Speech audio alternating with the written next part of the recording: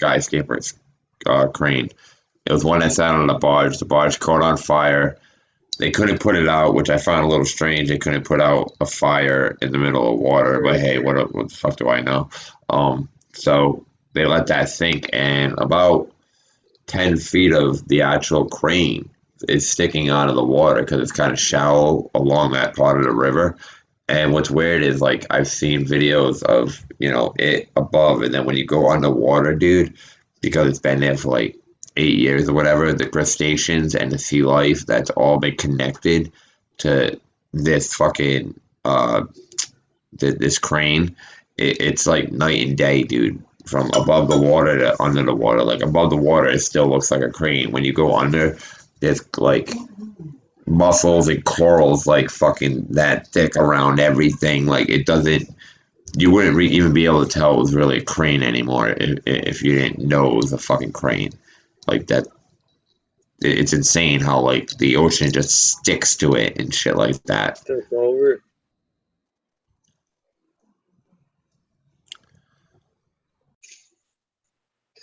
Just took over that shit. Yeah, man.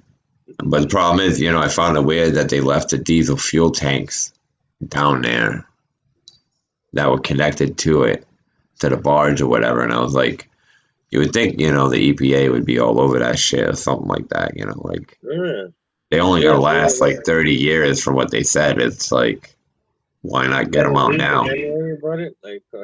Yeah, it's something stupid like that, Dude, even the generator to the fucking thing's still attached to it. You could see it because the guy took a submersible with a fucking camera down there to check it out. He does sections of Rhode Island which are pretty neat, what by drone and submersibles and yeah, fucking you could see the generator still attached to the thing, and I'm like, wonder why that's just down there. You'd think there would be some of this shit pulled out, but I think the way it worked is that the owner of the barge isn't the state, and that person either disappeared or fell through on a contract, went bankrupt, so it's not his problem and it's not the state's responsibility to pull it out, if that makes any fucking sense.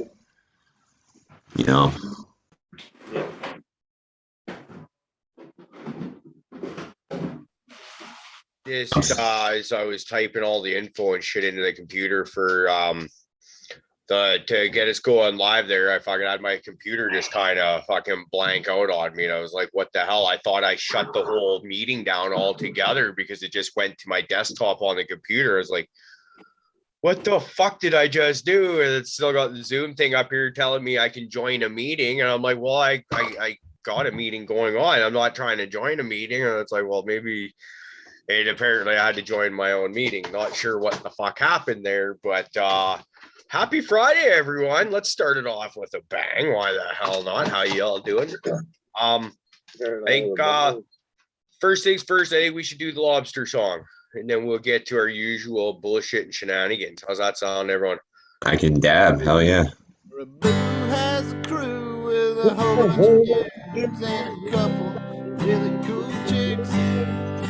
Come here to learn, come here to teach. Mostly we come to bullshit. Caribou heart, we all play our part in this cannabis game. Caribou heart, come pop a squat, recreate, or just kill your pain.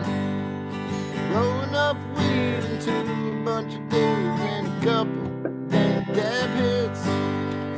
Laughing along, getting real stoned. Don't forget, dear Uncle Rick. Caribou heart, we all play our part in this cannabis game. Caribou heart, come pop a squat, recreate, or just kill your pain. All right, now let's get dabbed the F up. Yeah, actually, you know what? We should get dabbed right the F up off the bat. Bees, can you hit the dab frog? I think, as y'all may notice, Uncle Rick's not here again tonight. The second show in a row that the brothers had to miss. So, Uncle Rick, we love you, brother. Just trying to ring this up. My computer's awfully slow today. I just did a dab. Fuck, I gotta do another. Yep. Yeah. Yeah, that's how that works. You have to. My eyes tell you to do another. You should have to do 2 for asking that question. Oh Fucking right, yeah, 3. like 2 for flinching. Good call, Johnny. Yeah, fuck. I need a reload. Hold on, I gotta reload if I gotta do that. Look, it took me so long to get the dab frog. Now you got to do 3. The fuck? Look at that bump. Nice bump. There you bro. So this dab frog is for you, Uncle Rick. We love you, brother. I hope you're watching, and safe travels on your way down. Tell my mom I said hi. Hi, Mom. He's off to see Prophet's mom going down, down, down to the burning ring of fire. Hot shit over there. If he's That's already what seen her, he already He'll be has. coming back with the burning pea of fire. Oh yeah, something's gonna burn. It's all falling. Fuck it. He's gonna think it's the 70s again, thinking it's Disco Inferno. Yeah, nice. Disco. Burn, baby, burn. Hey Doc, can I talk to you for a minute? Yeah. So like, you know, I shoot fire out of my dick when I take a piss. You mean you got this burning sensation when you urinate? No, I gotta go outside, take a piss, or else I'll burn the fucking house down. Like, some serious shit right going on. That'd be funny. Let me put my love into you, babe. What'd they say about the guy that got herpes in the eyes? Do He was tell. looking for love in all the wrong places. Yes. Zing. I just before the show started, well, actually before any of you guys got on here, there because DP's awesome and he beat all y'all fuckers to it. But we were talking about getting some like show fanny packs made up with like Prophet's mom was here, so you could switch it around to the front or the back. But then we really had to gangster it up and put like a glory hole in it so you could like hang it off the front, right? And you got the glory hole there. Prophet's mom was here. But even better than that, right? Just so you can't get caught with your fucking wang hanging out, walking through town, hanging out of the glory hole in your fanny pack like that, right? That's illegal. What the fuck? So you put like a little flap over there, right? So you can just fucking lift it up. It hides the dong, but the flap is like a pocket that holds your electric vaporizer on it, eh? You put a lot of thought into this. Yeah, it's a fanny pack, a glory hole, and a fucking vaporizer holder all at the same time. That's fucking brilliant. Who needs a fucking gas station bathroom anymore? Exactly. It's with COVID and all that shit on the rise. It's probably more sanitary. Listen, lot lizards are gonna throw a fucking protest. All right.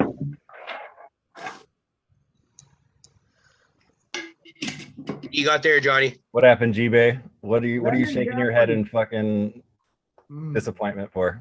Just that I don't know. I'm trying to keep up with the debauchery here. It's like Don't worry I'm about pretty bad sometimes, but Prophet, and then when Caribou joins in too, it gets pretty bad.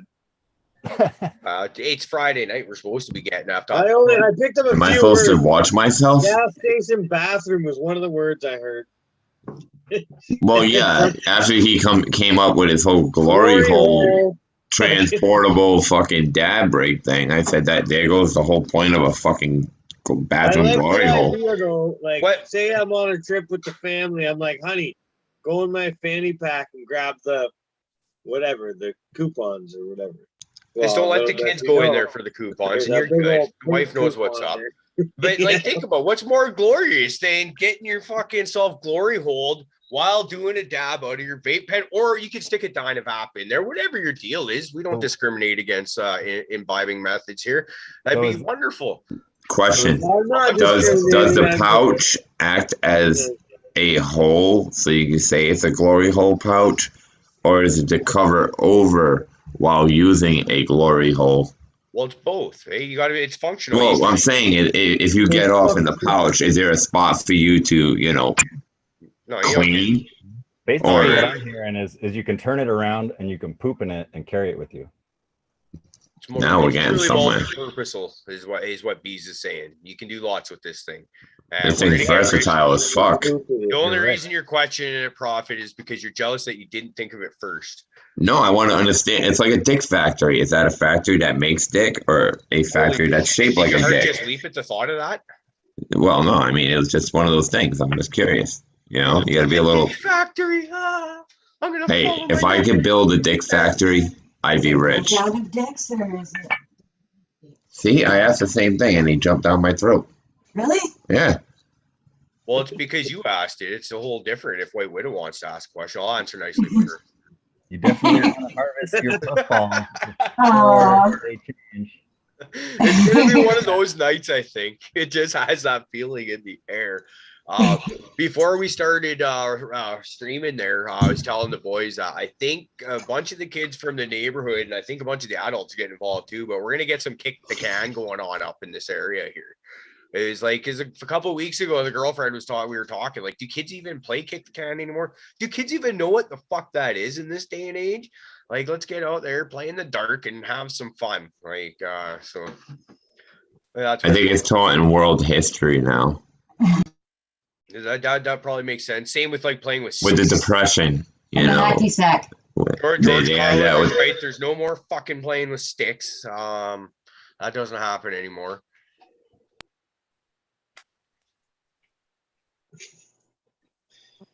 Well, that's because the stick turns into a gun, man. Well, that's Pew, pew. supposed to. Exactly. If you give a kid anything, a little boy, man, that thing's gonna be a gun. Yep. I know that's what it was with me. Well, of course, but that's just. And carrying down the block. Hey, man, all I know is that we used to find a decent stick as a weapon and beat each other senseless with it as like fucking 8, 9-year-olds, okay?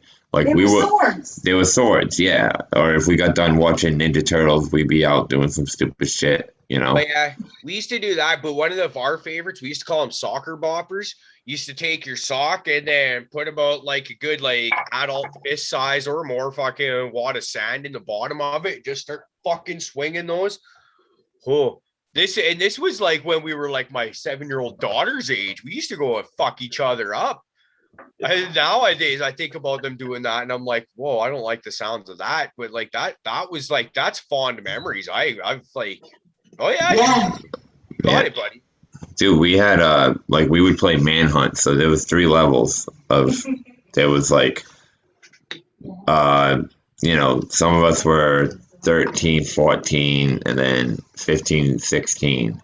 And, you know, the older kids were obviously bigger than the younger kids, so we tried to split up or whatever. But anytime the older kid caught one of you, and I tend to have, at that time, was one of the smaller kids, you got the shit, you got pummeled just for getting caught. But, I mean, they were your friends, you know what I'm saying? Like, we would, out of boredom, we would just start beating each other up, like tackling people off the side of these like sand dune cliffs that they were fucking using for like gravel and shit. So it would just be like a 30-foot fucking drop, you know, like.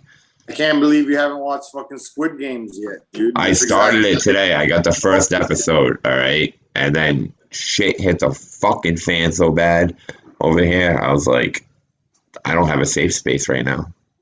And it's driving me insane. Like my grow room, and I'm sitting in my grow room like this. Okay, there's got to be something.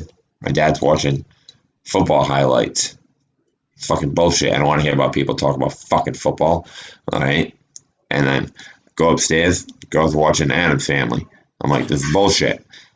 Go in the other room, and wife's watching some reality TV show. Right. I go downstairs into my fucking flower room, and I'm just sitting there like. I wish I didn't defoliate you yesterday. I could actually do it today. So, yeah, I just did a bunch of bong rips down there because I had no control of like 4 or 5 TVs. Great news, everybody. It's official. You're pregnant. 300 joints this year. Is that your green card? I just ran out of my 300 pack. My Spartan pack is gone. Oh.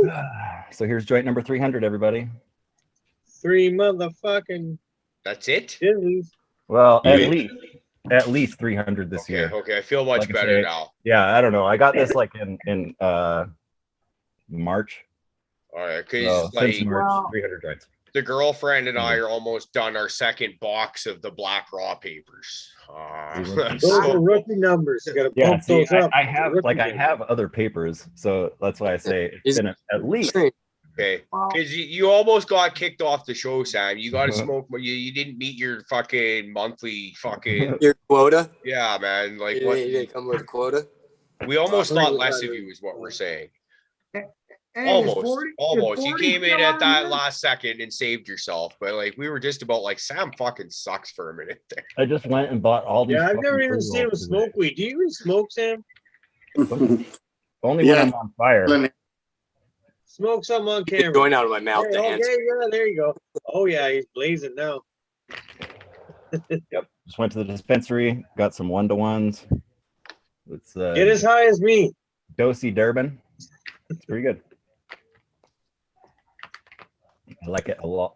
Well, if you could put yourself at a level of highness, what would that be? I'm a solid 8.2. 8.2. Okay. I'm sober. Yeah, Johnny's sober. I was gonna need say time to enjoy myself. stone straight, right? You smoke so much, you smoke yourself straight. Yeah. Yeah. Has anybody actually ever done that? I usually just end up falling asleep. I've never smoked myself straight. I've been scared straight while high as a kite and gotten pulled over by the cops, and it seems like it killed my fucking buzz instantly. I don't But- know about necessarily smoking just- yourself straight, but I'll kind of smoke myself to the point of where I'm ready to pass out. And then you almost get a second wind, and then it's like you're clear-headed-ish again. But a lot of times, like that happened actually. Yesterday I had a pretty. This is hilarious. I was trying to link up with Abolished so I could have a bullshit with him and talk about some film editing and all that. We're gonna do one of those one-to-one episodes. And we're trying to hook up. I sat down on the bed for, just to fucking rest or whatever. I woke up like 2 hours later. I look at my phone and he was messaging me like right at about the time I probably would have fucking fell asleep. But that was like 2 hours of just out cold. I've already apologized to him, but once again, Abolished, I'm sorry for that. But we ended up having a great conversation.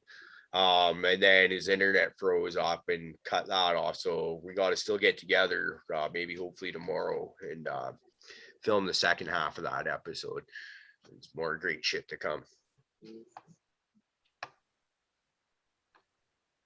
Crazy Pop Mom, what's going on with you? Oh, not much. My daughter's just in here showing me her fingernails, so I'm going to show everybody else now that you're talking to me. So hold on. Well, you got the collar on, so you can talk to me anytime. Groovy. They're neat, right? Who did Took them? her hours, she said. It looks edible. Oh God. All right, taking your fingers off Oh, of that's these. cool. men. I was horrible with a box of crayons as a kid, man. I would eat I still am. the colorful crayons. They all tasted like the same thing, but didn't matter. I like I'm not surprised to hear that you used to eat crayons, Prophet. Like I've heard some of the stuff you say, and you ate something as a kid, and that didn't make sense. Well, I had a habit of chewing on windowsills, and they most likely had lead paint since it was like the 80s. And when I was at that height, I would chew on the sill to look over it and shit, and I gnaw on it and whatnot. So a lot of the paint in my house was probably lead, and the pipes were lead, but I don't think that's the problem. The How do you kid where spell that? like people Nah. used to like chip off like whiteout off their papers, chop it up into powder, and be like, "Hey, Prophet, snort this," and you probably did. I had my friend do the line at I wasn't that dumb. So bad. It's not dumb. I gave Prophet. it buddy It's a called- line. I did. Hey, I did a pixie stick once, and I said, "Fuck that." Like there was a whole thing going through my middle school. Everybody was blowing pixie sticks, dude. What was his name? Huh? What was his name? Oh, you said Sticks. His name was Kevin, and actually, it's a very sensitive subject. I'd rather not get into. It's Yeah, a very so- intimate story. Thank you very much. Because I couldn't get into it. The way Prophet Alright. smiled after that sounded like, ask me more, please. I'm dying to talk about it. I told you this is way cheaper than therapy. Well, yeah, you get shit and abuse. It's much more fun for us, at least. We Yeah, listen. they don't sugarcoat it. Shit on you. It works out really well. Everybody. They don't sugarcoat it. They don't use the big words where I'm sitting there being like, hold on a second, I gotta Google this. You know, fuck you. No Hey, point fuck you, bitch, you're insulting me. It You know what I'm doesn't saying? have the same effect on the Prophet if we sit here and spout like big words that you can't fucking understand at you, because you sit there and look at us like we're stupid and we're supposed to be making you feel dumb. So that's, you know, Reverse psychology. See what I did there? Yeah, that's what it's all about. So we That's just it. use little words, you know, no ones that we know will get in there. Yeah, the worst part is I'll forget those too. Yeah, well, yeah, that's Huh? Welcome back, Johnny. Welcome back. Fucking John. I want to say hi to chat, to everybody in chat. My phone, as usual, is on the fritz, and I can only respond every now and then. I expect it to shut off at any moment. I should hit like before it does. I mean, that would be a decent thing to do. And also maybe switch to live chat from top chat. That's the Because one. You got it. I didn't do it yet. The do ball it is. now. I did not do it. Nope. So everyone doing outdoors, you all having fun battling PM or what? No PM, just that one re-veg that started with the bud rot, but even pulling it, it seemed like it was ready to go because it had like a 2-week head start on everything else. And shit's kind of fire, I'll be honest with you. But I can't wait for the other ones to come out to go fully through it. So my first time growing outdoors, I haven't had a problem except for the excessive amount of leaf that started from the re-veg, and I wasn't there for like 2 weeks to defoliate. And if you're not really on top of that shit, especially when we get to that wet weather, from what I noticed as a first time grower, shit can hit the fan when Would you real have quick. a lot of salt in your air from being where you are, or no? I think we're probably around the middle. I don't want to say we have a lot because fucking we got snow. You know what I'm saying? If we had a lot of salt, I don't think we'd get much snow, but it's like watered down fucking slush snow most of the time. So it's a mix. You know what I'm I'm saying? wondering if that being closer to the ocean has anything to do with the effect of PM. It loved my fucking lettuce and fucking not lettuce, my Squash, cucumbers. yes, thank you. It loved those, but it didn't touch my plants. I haven't even had to touch none of that. Knock on wood, caterpillars. The only thing I suffered from was that bud rot. That was it so far. Yeah, I had a bit of bud rot on one of my plants. It was weird. It flowered early, re-veg, and then went back into flower super early again. And Yep. then just stayed flowering. But it had giant colas that weren't as tight as they could be, but still very, very usable. I got Dude. jars of it over here that's smokable. And Yeah, I got some sick colas.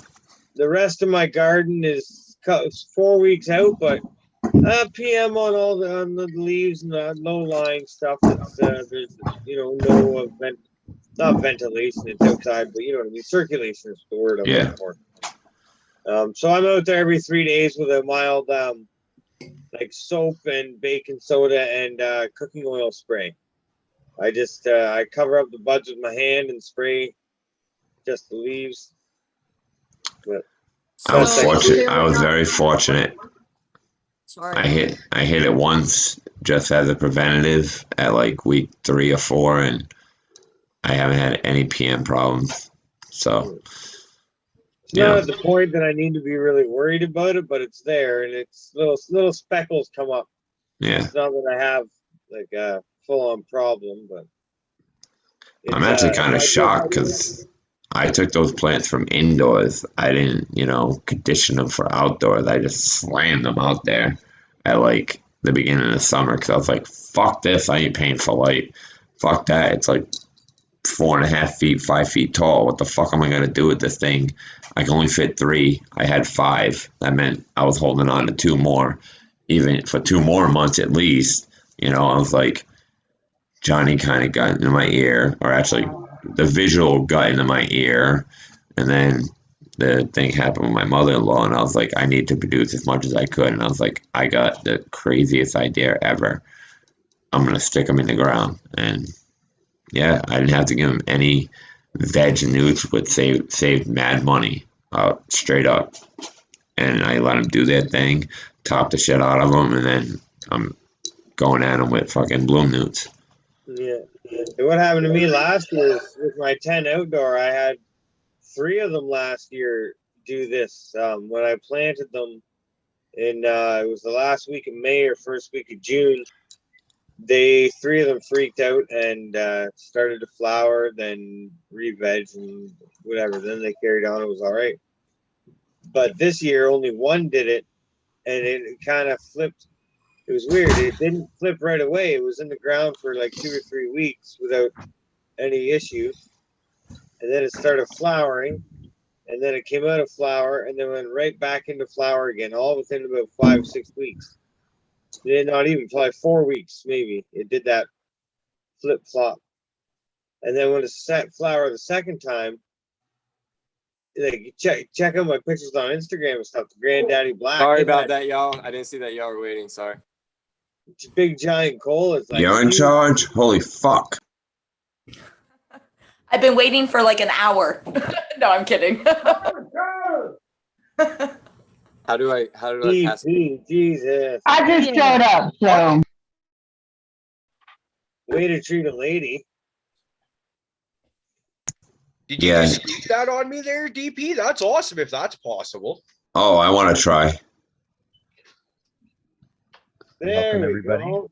Spartan, Anyways, welcome. Paula, welcome. Green Goddess, Oh, welcome. bunch of We're us. so glad you're all here. Look at all Yeah. the people you're keeping out of the room. Holy cow. Yeah, the room's getting kind of full now that I'm looking at the participants here. Oh, this is great. I went on for a quick outside the door here for a quick pull off the Dynavape, and I look back and it's like Spartan, Paula, Green Goddess is here. Like, wow, this is Oh shit, Spartan's stuck in. I didn't even see him.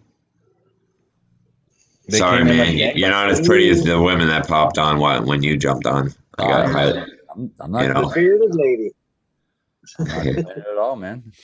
I was just coming on to smoke with you guys. Word. Welcome. Hey man, we like smoking with you. This is the right place to be. Oh, thanks, man. Yeah. I already took 0.63 grams of RSO, and I've been through 1 joint, but I'm Who's just counting? beginning, so I got lots to go. So how long did it take you to actually acquire the ability to, say, take half a gram and actually like wake up and function the next day, or even take it in the morning and not forget like half the shit you're told to do 5 minutes later?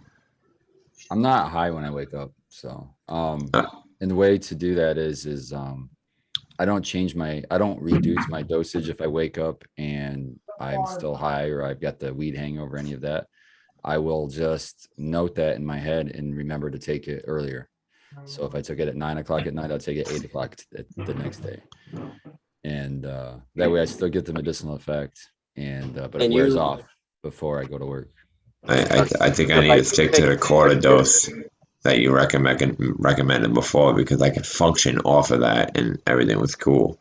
Once I hit that half a gram mark, it was like I was out for 16 hours easy. Yeah, well, half a gram used to be my daily dose, but that's something that I wanted to get to only because my whole family is riddled with cancer, the whole family history, and among other things. And that's the dosage you want to get to help beat cancer. Is you want to get up to at least half a gram a day. And since I can take that no problem now and it doesn't bother me, I feel at least more calm in that cancer ever hits, I'll be able to take that dose no problem, and probably I've taken a gram in one dose. So I've got these two. They're capsules filled as high as you can, the taller ones. I don't know how much that equals, but I know it's over a gram or whatever. Well, I'm terrified to eat these. It depends on the size of the capsule, because my the ones capsules. 00. Okay, so in those I can get to fit just a little bit over a gram. Yeah, that's what I said. I've It's had a that little more dose. than a gram. Yeah. So I've I'm had a that little dose, and it terrified of that doesn't. motherfucker. This is not. It's not what you would think as far as it doesn't. At least for me, it didn't make me any higher. Like I Right. doubled my normal dose. It didn't make me any higher. It just made me higher for longer. It made me as high for longer, for a lot longer. See, I'm not looking for the high as much as I'm looking for the benefits of, feeling better. But No, then you can just do if you don't have like something serious like cancer, you can I do. But Okay, well, the thing is, I need to be able to function through the day. I can't take a 16-hour power nap like I did the other day when I took half a gram. That's what Yeah. I'm saying. Like, yeah, but so that I'm half a thinking gram maybe isn't quarter doses, like the that way half. you were talking. Yeah, break it up. That half a Yeah. gram is over a whole day, so you can take that in one dose and be done for the day, or you can take 10 doses throughout the day, Right. split up to equal that 1 gram. So to calm that's my down the best bet. psychoactivity, yeah. Or you can But- mix it with CBD RSO. I mean, you could make, if you're getting THC RSO made, you could easily order hemp online. Happy Buds is where I like to order mine. They've got testing. You can target. Obviously, they're all going to have CBD, but you can target other cannabinoids like CBN or whatever that tickles your fancy. Just look for the test report that shows that it has it in there, and you can have that ran into. It would be a high CBD RSO, but you Right. could make RSO capsules that are CBD RSO capsules, so you could take a THC and a CBD at the same time, and that CBD is going to help to bring the psychoactivity down. To make That's a you good idea. function. Yeah, so in fact, I take RSO every night, and I took some RSO one night, and I started smoking my CBD vape pen, and it didn't work like it normally does just because of that pen. So that would help you a lot. So what about a CBD made from a 1-in-1? Like, no, I'm sorry. What about an RSO? Or take the RSO just how you have it, but have a bottle of CBD tincture and take like a dropper of that at the same time. The thing with 1-to-1s, I tell people that if you're looking for the 1-to-1, I have smoked some 1-to-1. Who was it? DP handed me some. If it's hypotheticals, it's fire. Yeah, it was the hypothetical. Yeah, and I really liked it. The hatching got, yeah, it's good. But it's difficult to like if you were to test that, it's probably not going to be like exactly 1-to-1. It's going to be very. So that's him, crossing a high CBD to a high THC, but there's no way that non-dominant CBD is gonna, or actually, is the CBD the dominant one? In the crosses where it's close to a 1-to-1, they're not. They kind of are. They both are there. You know what I mean? They're very rare to find one that's very close as far as percentages. It's easier to find a 2-to-1 or a 3-to-1. But it's really difficult to find an actual 1-to-1 today, Spartan, and they are in fact just that. So like they're low, right? But the THC is 7.1, the CBD is 8.9. That's about as close as you'll probably get, I would imagine. Right. And that's why, like, if you want to be super accurate with a 1-to-1, it's so much easier just to get an all CBD and an all THC and make that combo together. Yeah, no doubt. No doubt. Yeah. And I'm telling you, man, you can buy hemp online for cheaper than you're gonna fucking grow it. Even it's amazing, and if it's tested, I'm like, fuck it. Okay, for me, just run into a concentrate. It's tested. It doesn't have pesticides. That's all I need to see. I don't care. Good too. So now, can you get CBD that's not made from hemp where you are? Like, why do you choose hemp? I personally could, yes, but why do I choose hemp? The price point. Yep. Because hemp derived CBD. Well, let's be honest with ourselves. Hemp and what do you want to call it? THC cannabis. It's all cannabis. I don't care what they say. It's the same fucking plant. But I find the quality of the hemp tinctures they're not as good. Oh, and I think I agree that here in the United States as well, like if you were to take all hemp tinctures and just compare them with themselves, they're a wide variety of qualities. But if you find a quality one, you know what I mean? And like that's why I gave the suggestion of the Happy Buds. That's one company that I use that I'm happy with the results of the stuff that I got. I'm sure there's many, many more that are out there that might be good, and there's probably twice as many that are bad. But yeah, you have to be. So I'm informed spoiled. consent. I will not use a hemp product. So Because of- 40. Because I'm not getting what I need out of it. You should have some insight on this, right? Don't you deal with CBD tints? But just high CBD. Yeah. And you're missing a bunch of fucking elements that you want in there. You gotta get the full spectrum. Mm-hmm. So that's why when I make my RSO, I do blends. Now is that infused coconut or is that infused like grain? I carry coconut oil, hemp oil, or the tincture itself. What's next? What do we got? Sorry, I'm on a live auction. I'm distracted as fuck. Fucking boomer. So tinctures. He's the wreck tonight. So tinctures are usually alcohol based, or Yep. some I've seen vegetable glycerin used. That's sweeter and more pleasant tasting. I don't know how good of a solvent it is as opposed to alcohol. I don't know if it pulls as much out. But I mean, really, No, I don't know what it is doesn't. everywhere else. But go ahead, Paul. Sorry. When you use the vegetable glycerin, is not as potent as a THC or CBD holder. It allows it to it's just not as strong. That's what I was thinking. I was thinking the alcohol probably pulls way the fuck more than what vegetable glycerin. But the advantage on the vegetable glycerin side is it tastes a fuck ton better than alcohol, grain alcohol. Yeah.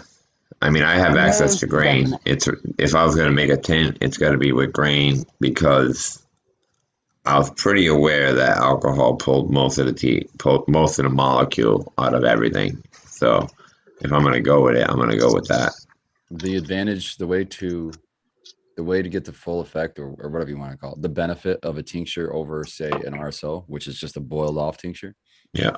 Is the method of absorption, because there's alcohol still in there. And if you take it and you hold it under your tongue, it can go right into the bloodstream there. Mucous membranes. Yep. And so you can feel the effects way the fuck faster than, eating it through and having to digest it. Yep. So that's why that's an advantage of an alcohol tincture. The other night, you guys were talking about not getting high off edibles. And I was trying to explain that most people that don't get high off the edibles, but are getting something out of the tincture, it's because they're missing something in their liver that processes it. So they won't get high. They could eat like 2,000 milligrams and they won't feel it. So the tinctures are good for that. Yep. I've met one person in my life, a cousin of mine, who he can legitimately eat whatever and he does not get high. I know a few. Now, I've had is that a sign? I've had a is lot that of a sign of an issue? If you can't actually feel the edibles, then you don't have. Well, no, there's so many variables, man. Is that an underlying what about issue? the edible? You know what I mean? Mostly, was this a store-bought edible that was tested, or is it just somebody handed to you? Because if somebody just handed it to you, who knows if there was anything in it to begin with? Now, if you make it yourself, mix it well, this cookie will have 1,000 milligrams, and this one will have 0. You know what I mean? If it's not mixed well.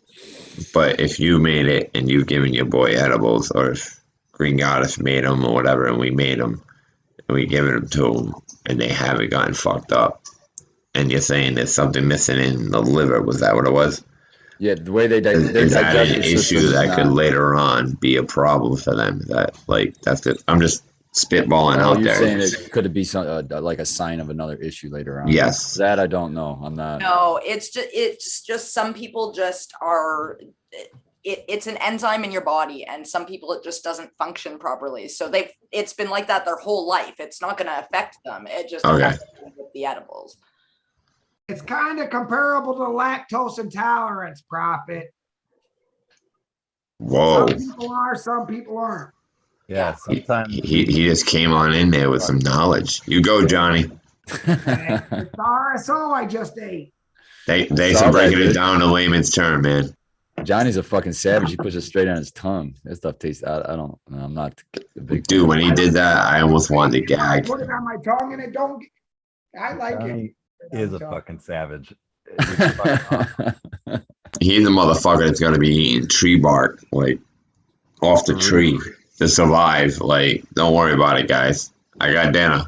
For real. He's like one person on the panel we usually don't have to worry about. Yeah. With the exception of Jail. Well, I'm glad he checks in with us on Discord though when he's out doing his thing. It's like, all right, cool. Hey, if I ain't sure, I just ask Kurt and he knows. Yeah. Don't give him a big head. He might be watching. He knows how to take a pretty picture. That's for sure. Yeah, he does. He knows how to take down a bear against its will. He's motherfucking fabulous with them pictures. Man, those are just Photoshop pictures of him hunting.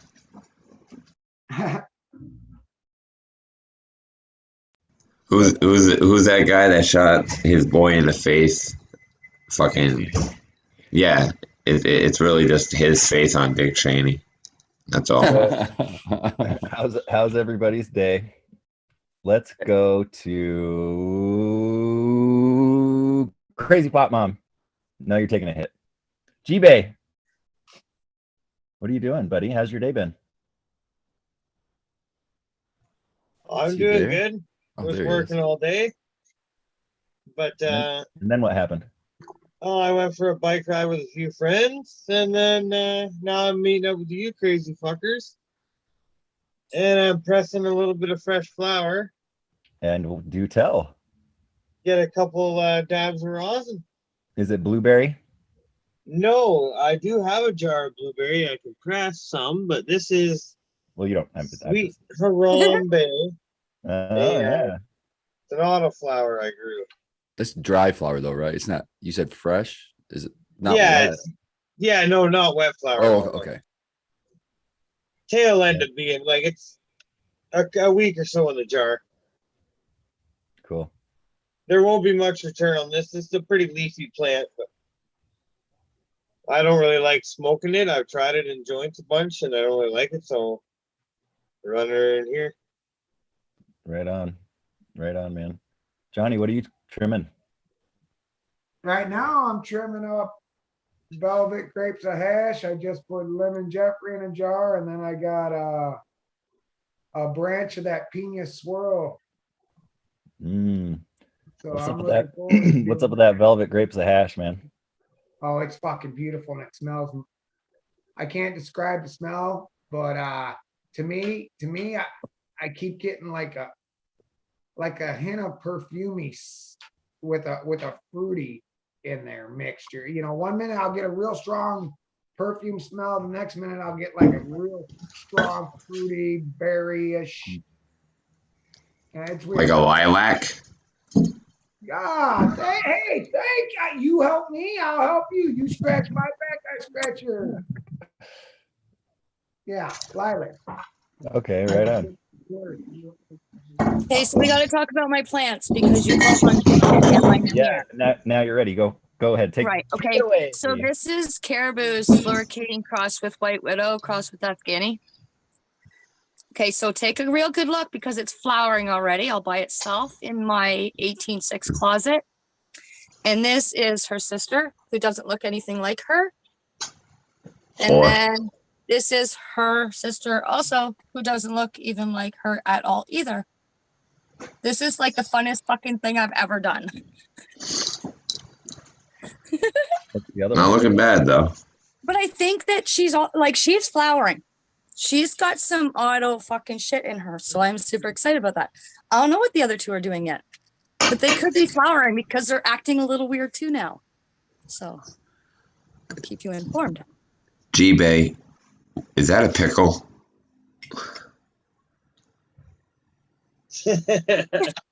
It's just a magnet. It's a pickle magnet. We don't want to see what you're gonna do with it on camera, buddy. It's not for that. He doesn't speak for everybody though. Is that for putting inside of cows? Could be. Magnetic pickles. This way here, you can stick it on any machinery and it'll be ready to go. Man, you know, when I was little, I always thought I didn't want to be the guy that had to go fucking collect the fucking magnets out of the cow pasture. Like that just sounded like the worst job ever. Yeah, it probably would suck. I didn't know that was a thing. Well, yeah, dude, they make them eat these fucking magnets. So then they pick up any Go piece on. of metal and shit in their stomach, and then they fucking pass them out. I'm not aware of that, but Yeah. I would love Those to fucking do cow that. magnets. I would love to do that because I would not be looking for magnets out in that Yeah, cow that's field. right.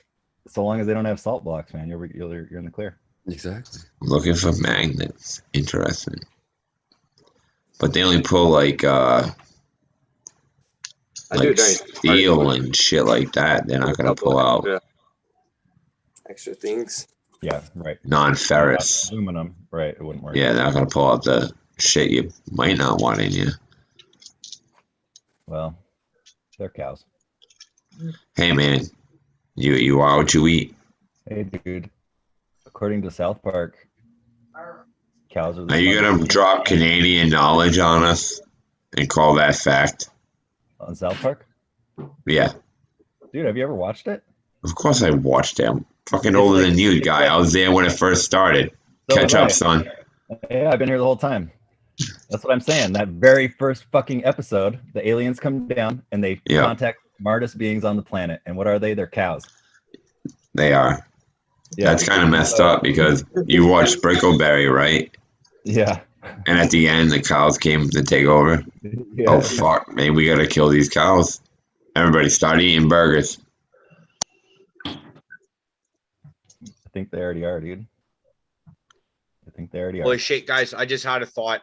We haven't done a dab for Uncle Rick in like over 5 minutes now. So Oh, you know what? better get the fuck on that. Give me a minute. I gotta collect this. Give me one Oh. sec. Teammate's going.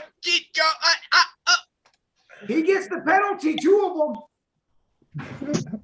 Sounds fair. Hey, who's paying for my dab? You know, Well, maybe one day we can get to the point where Patreon supports the dabs for up here. But I think we're a long way off. We love you, Uncle Rick.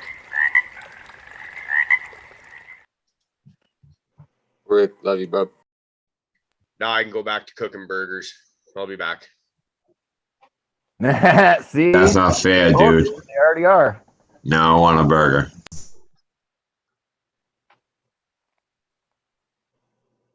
I want Five Guys in my mouth so bad. That doesn't even surprise me. I want to shout out Yi motherfucking Ha, or however you fucking say his name, but he did a sweet post. Did you see his post today of his? I don't know if it was an outdoor plant or not, but it looked fucking great. He's a badass. It's on Instagram. He's a legit badass. Cool. Yeah. I'm running some of one of his Chuck projects. He's Sweet. it's called Stranger Danger. It's let's see, Scarlet Begonias crossed with Lemon I wanna Jeffrey. say Sunkiss. I'm on the spot right now, and I'm Lemon slipping. Jeffrey and So he Scarlet took two Begonia. Irie. He took two Irie. Is it and Lemon smashed them. Jeffrey? Yeah. Yep. Yeah. Yep, Nice. Lemon Jeffrey and Scarlet Begonias. Yeah, he's been on the show a couple times, and he's one of our Yeah. favorite peeps. Yeah, no, I've seen them shows. I follow him on Instagram. Yeah, he's Yeah, a you cool. just He's confirmed. good people. He got great vibe and just fucking. Yeah.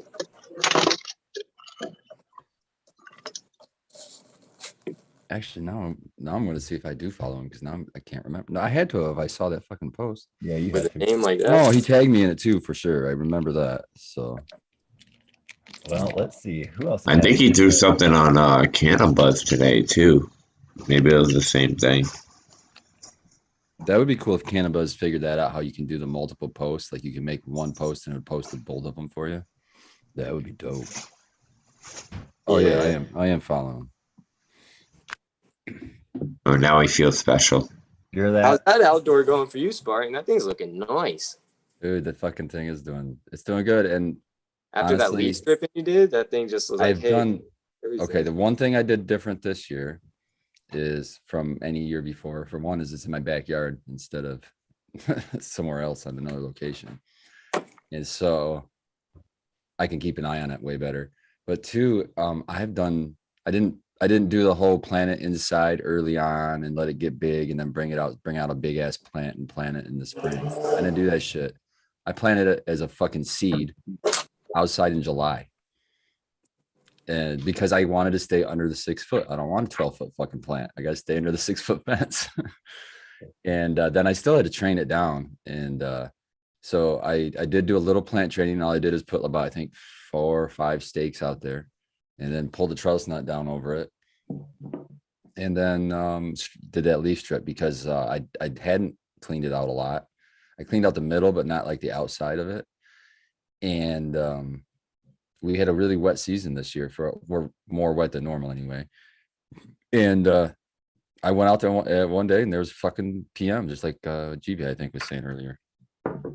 So when I see PM like that, especially when it was still pretty early on, I just fucking go in there and leaf strip everything off first, because that just creates better airflow and the air just runs through the plant and everything dries out. And so, and when you're outdoors, you don't really have a whole lot of options. I did do, then after that leaf strip, it rained for like 3 straight days, like all day, every day for 3 straight fucking days. And then I even made a post about it on Instagram. Like, it was still fucking raining when I shot that video. You can see the leaves bouncing as the raindrops are hitting it. And I'm out there just like surprised that I'm not seeing PM, because I'd just seen it, you know, a couple weeks before that when I did the leaf strip. But fucking 3 days straight of rain, and it was like fucking happy as shit, that plant. So I don't even know what, you know, I didn't do anything. And then after it finally stopped raining, I was super worried because it took in 3 days of rain. So I did a milk treatment, which you just mix milk. You could take whole milk, fucking 2% milk, whatever you have available. Take your fucking milk and you just mix it one part milk to 3 parts water. So for me, that's easy with a gallon. I just do, you know, a quart of milk and then 3 quarts of water. But anyhow, I just shake it up, put it in a fucking sprayer, and I sprayed the shit out of the fucking plant. It made like, it does make like almost like powdery, man, powdery mildew like milk spots that dry on it. I don't know how else to explain it, but they do look different than PM. Like, if you've seen PM, you probably won't ever forget what it looks like. And, looks like dust, man. Yeah, it almost stands up. I mean, you can see it if you look close. Even like if you take a scope out and look at it, it's fucking gnarly. But it like stands up off the leaf even. I mean, it's growing on there. Now, you stripping the leaves off also took away a lot of the surface area where the PM could spread and continue to stick on, I would imagine. So well, you kind of removing the fungus that has the spores. Yeah. Completely removing it. And then that was another thing I didn't mention, but of course you want to don't just like throw them on the ground underneath the plant. No, that's fucking retarded. Get that shit out of there. Yeah. Throw in a bag with a glove on, fucking, then throw that shit away. Go take a shower before you fucking go into your garden. Yeah. But yeah. But no, stripping that definitely probably helped with your PM. I think it helped with the storms too, because with the rain came a bunch of wind and everything, and I was fully expecting some broken branches, but the wind just went right through that. Right through because there was nothing, you know. And I bet they bounced. I'm not joking. They bounced right back too, huh? Oh yeah. Yeah, because after that storm, all the little sugar leaves I left, but anything that had like a petiole or a stem, leaf stem on it, I fucking ripped it off. Every fan leaf was gone on that plant. And they grew back. I mean, I'm still going out there and every day pulling 4 or 5 leaves. But he has some sort of PM, huh? I don't. Well, not right now. I don't think I have any PM. I haven't seen any signs of it to come back yet. I think the milk is like a labs. It's like a cheap man's lab, lactobacillus, and that's like out competing it or eating it or whatever the fuck labs do. But I've watered that plant only 4 times. So yeah, I put my outdoor in this year in May, and I think like by middle of August, I had only watered it 6 times. Yeah, this year's been almost perfect with the way the rain patterns are and the way my plant grew. I mean, it accessed some kind of underground water source or something, because I go out there every day and it's just happy as fuck. I'm like, I'm not gonna water you then. Not until you fucking show me. I that still you need it. water, Oh, even though I no. don't know. And what's weird for me, like I'm like this is my first outdoor, like really You're doing addicted it. to that. You're making them And addicted to that water, bro. Now you have to be out there and water it. well, there's also a river running underneath, so I do slack a little. Like if it hasn't rained in like 4 or 5 days, then I'll water it. But I'm always like, how much do I water one plant? Like I'm used to seeing a runoff and getting an idea of how drenched the soil is, how deep the roots are.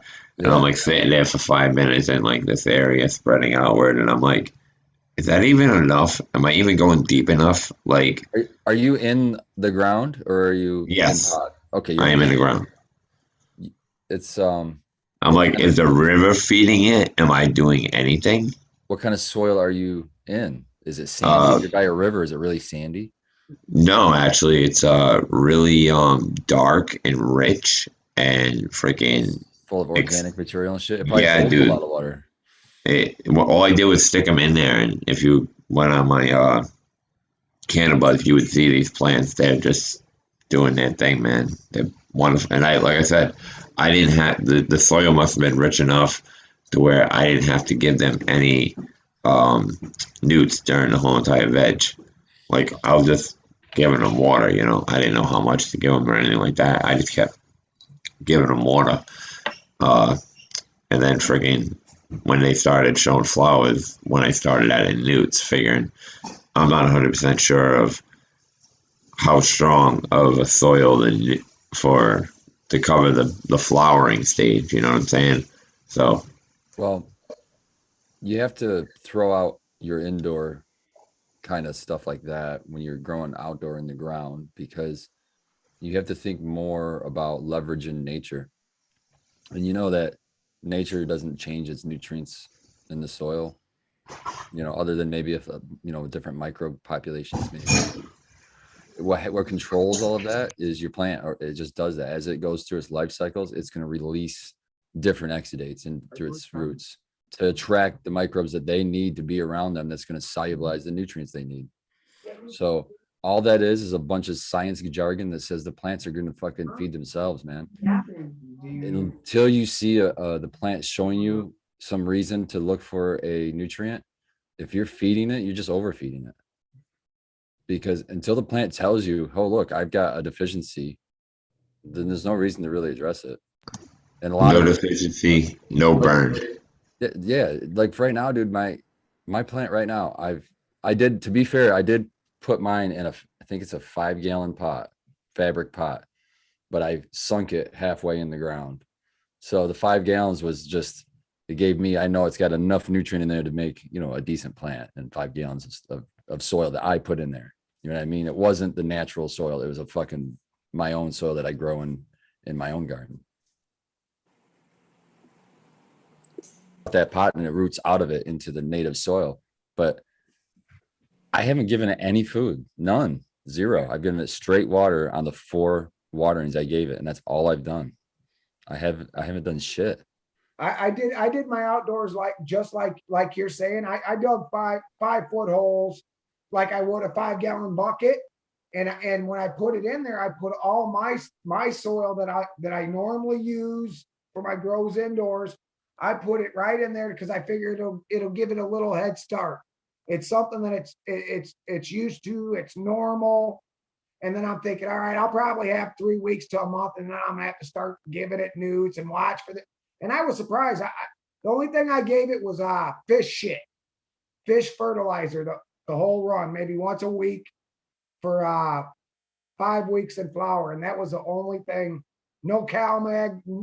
I just let Mother Nature do it all. I sat back and watched it, and it was enjoyable.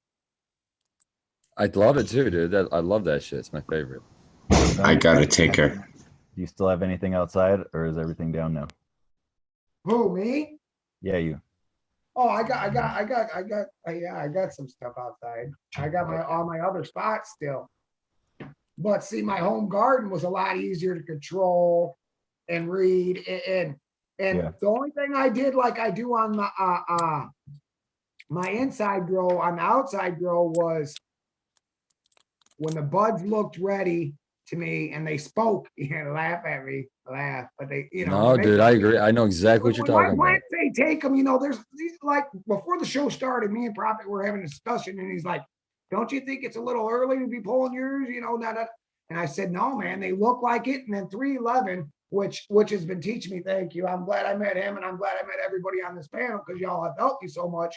But he stopped by and looked at it, and we had a discussion about it. And he goes, "Man, they're ready." He goes, "You've spotted a couple little spots of bud rot. Take them now. They go." So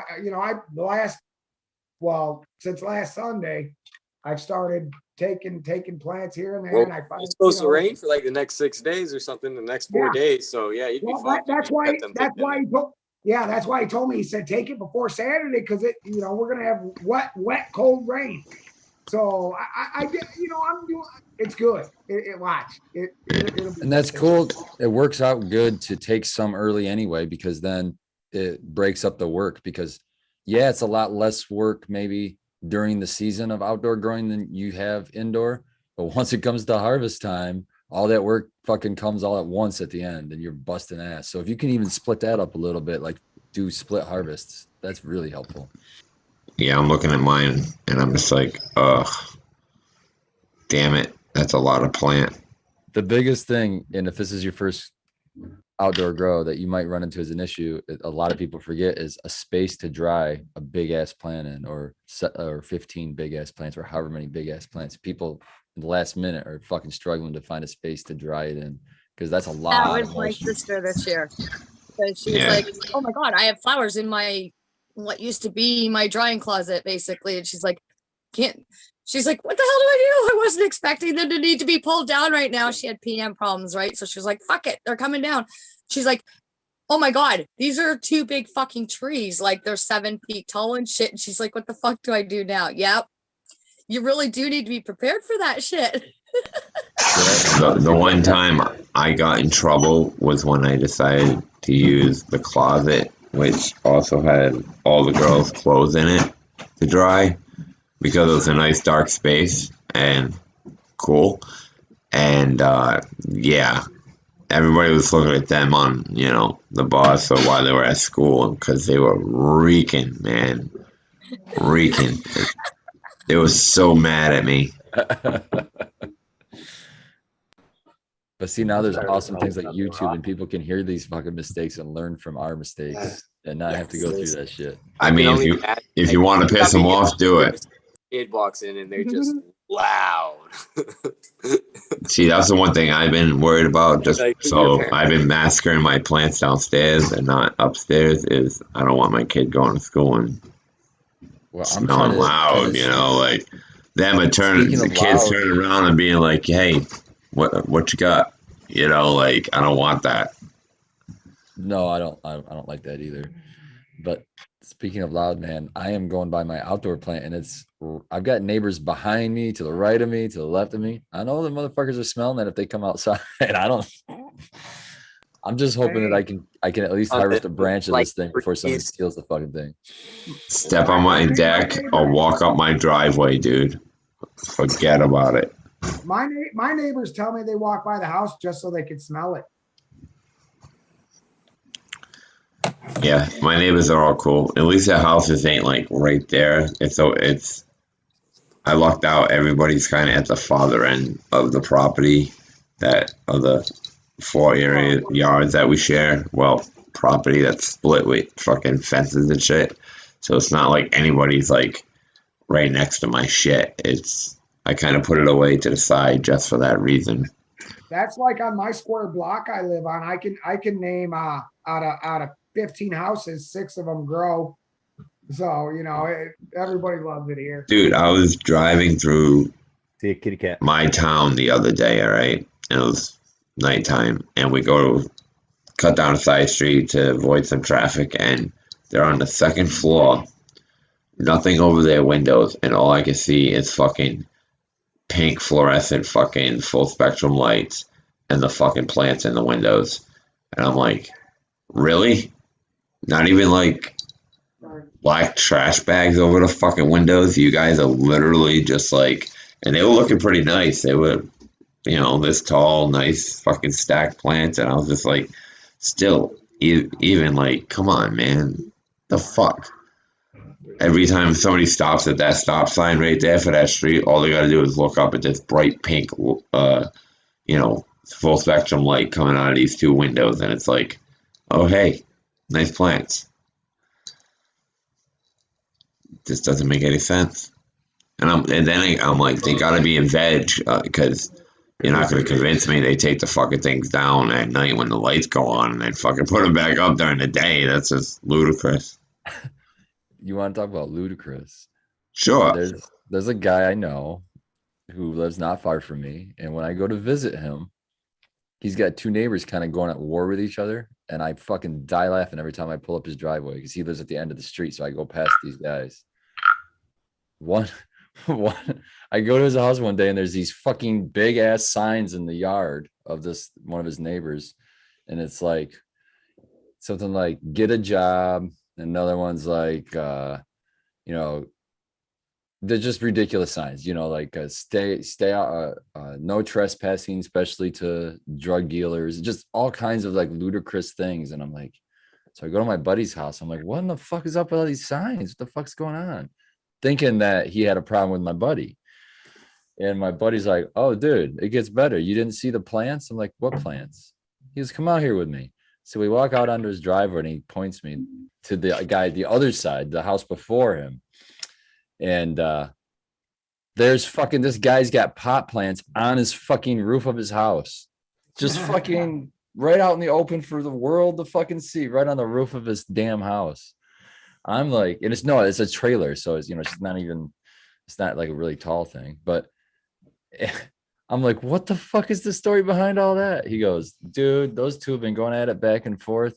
He used to have those plants out in his backyard, and this guy got pissed off at him. So he fucking called the whatever the local authority is to come out and check out his plants. And they told him that his fence wasn't exactly right, that he had to like cement the poles in or something to be considered legal. So that guy just ripped them all out and fucking put them in pots and stuck them on his roof of his house. I'm like, what? That doesn't even make sense.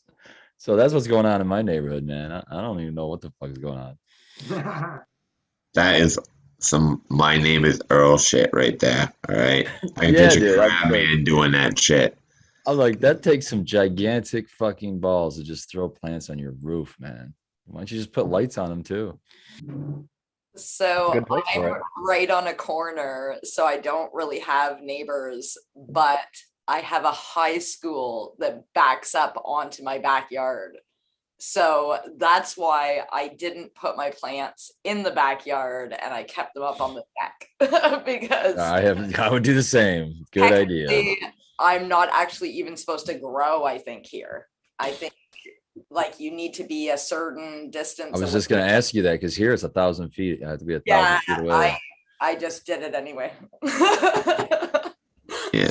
Wow. And I was courteous and waited until like my neighbors were no longer doing their like school, like after school thing and anything like that. Cause I didn't want like during the summer or now kids smelling it. So yeah, you're 1,000 feet. What are you talking about? You're perfectly fine.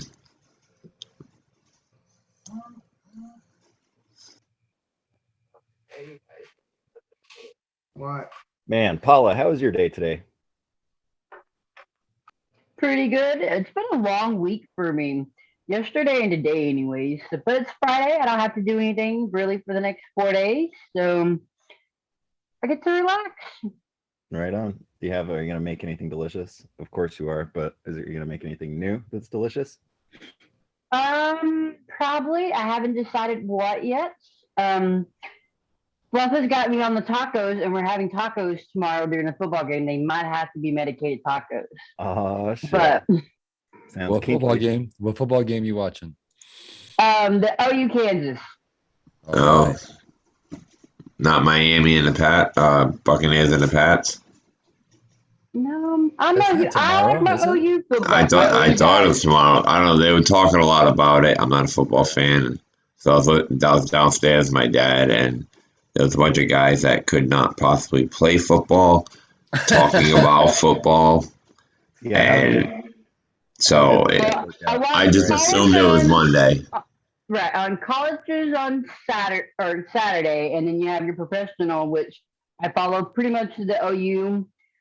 I hate to be a snob, but the OU quarterbacks, you know, Baker Mayfield on the Browns, Kyler Murray, and I like to watch Jalen Hurts, but I'm just not a huge Eagles fan. After the whole Michael Vick thing and the that ruined dogfighting it. thing, I just can't.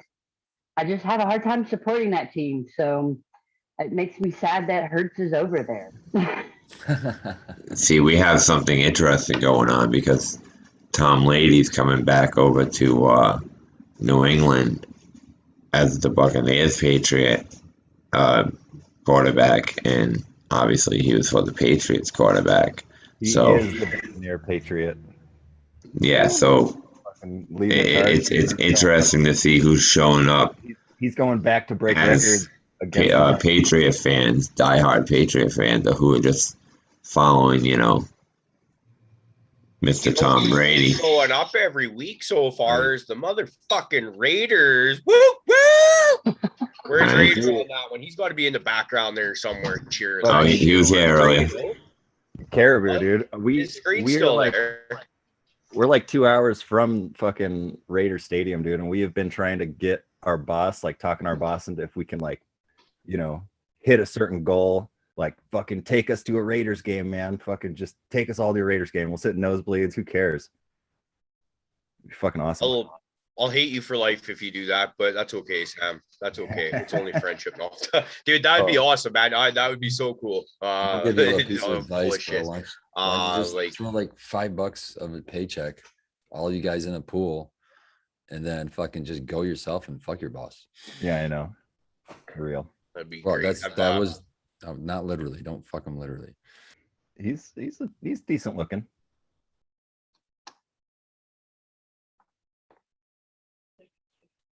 But you're Well, hell, right. maybe you can get those tickets for free after all. Fuck. Yeah, fucking A. That's funny. Paula, I'm curious. And so is Kingfisher. How did the salt work? How did the stevia work out? How were all those like fucking weird concoctions that I talked you into? The salt is fine. It worked. I mean, it just is identical to salt. I mean, there's a little bit of earthy taste to it, but not too much. And the stevia, I would definitely not do it the same way. I would probably do it on a cookie sheet at a lower temperature and not for as long as temperature because it almost turned into a hard rock. Like you almost need to regrind it, like especially with the stevia. So definitely learned a little bit. I haven't had a chance to redo it yet. So probably one of the other things that I'm going to try to do this weekend is redo the stevia because I really think it would be cool to use it. And I almost want to say it had a little bit of a stronger effect, or it hit. Maybe I had a lot to already smoke that morning because I was so stoned. I don't know if I posted it on the Discord group, but I managed to order 2 of the same grinders that day. And I don't know. I still don't know how I did that, but I put two separate times I hit the buy button on the exact same grinder. So I must have really wanted that fucker. I got 2 of them. So you just using stevia as a sugar replacement in a recipe? Is that what you're doing? Yes. That's interesting. That would make sense if it felt like a stronger effect because often sugar is used to bring people down from a high, but stevia can't be digested.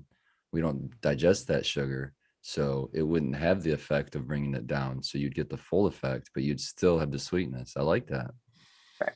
So I haven't tried it on a sober morning in my coffee yet. So I love stevia. I grow it for the first time this year, just on my back porch in a pot. I'll grab a leaf of it and just eat it raw. It fucking is so sweet. So yeah, it like melted right into a big, like it was pretty soupy, wasn't it? it turned into like almost like baking soda. Like it was kind of foamy and like a pasty stuff. Once I add the tincture to the stevia, it was almost like a paste. And then I put it in the oven at 250 degrees. And then we got to chatting, and by the time I went to go check on it, it had absorbed pretty much everything, and I had a really hard time to get it back into that powdery substance. So I stuck it in a little herb grinder and crushed everything back up, and it tastes just like stevia. So I mean, it works. It just didn't cook out the best way. So I just need to practice with that. Do you think that would be something where you would need a different ratio? Or just a lower temp. Oh, sure. Like on, that makes on like a dehydrator. Yeah, I was just thinking, yeah, you could. What if you just air dried it? It would take longer, but well, even if you had like one of those like seedling mats or whatever, I know they, something like that. So you like put it on a cookie, spread it out on a cookie sheet, and then put a seedling mat under it or something. Yeah. Yeah. But I really think it would work. I just think 250 is too high. And if you are going to do it, then maybe check it in the oven method, check it more often. Just don't think you're gonna space for 15 minutes and be okay. Right on. That's funny. But my next thing that I want to do is I still haven't gotten the bread. That was what I really want to do. I want to make the bread after Prophet sent me all of those ratios and stuff, and now I have 2 grinders. I have plenty of grinding to get done. Right on. So that's the goals. I want to do some bread this week. Sweet. Bread would be cool. Man, I had a banana bread one time. Dude, the possibilities are endless. I mean, think about like making a fucking croissant. Dude, like, the thing about it, dude, like the fucking layers of butter. Oh, speaking of banana bread, I made a banana bread one time. I've done the croissants. And I used cream cheese frosting in between. So I did a mason jar, the little pint mason jars, and I stacked them in there like a dessert. So you had cake, frosting, and frosting. Oh, and that's awesome. So good. And everything, the cake was all medicated, the cream cheese frosting was all medicated, and you just had it stacked in a cup. It was delicious. You're so decadent, Paula. Fuck. I'd have to eat it with my pinky up. That's some fancy shit. No joke.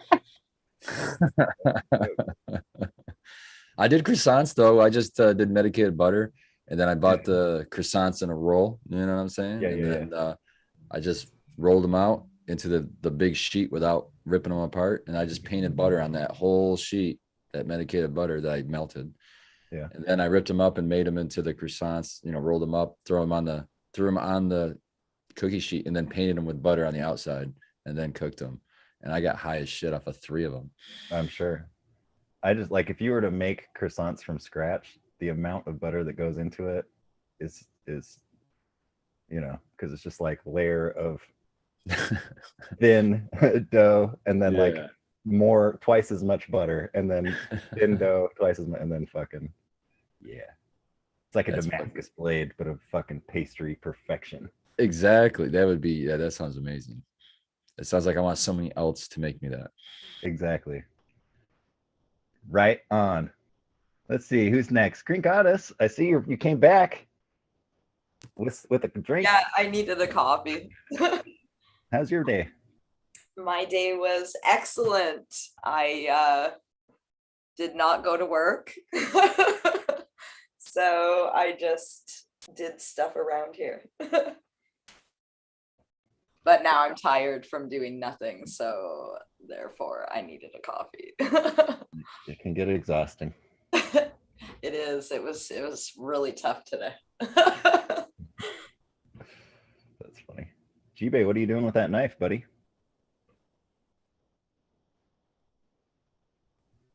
Cutting up some kielbasa. And holy shit, are you gonna be just like the chick from the Howard Stern show movie now? And just like, wow. Oh, nice. Fuck every inch. Yes, I'm gonna spotlight you real quick, brother. Every inch you get, we're gonna add like $2. And I got my cheese is called the Tickler. No, that's funny. But get back to your sausage, man. It's called mature cheddar Tickler.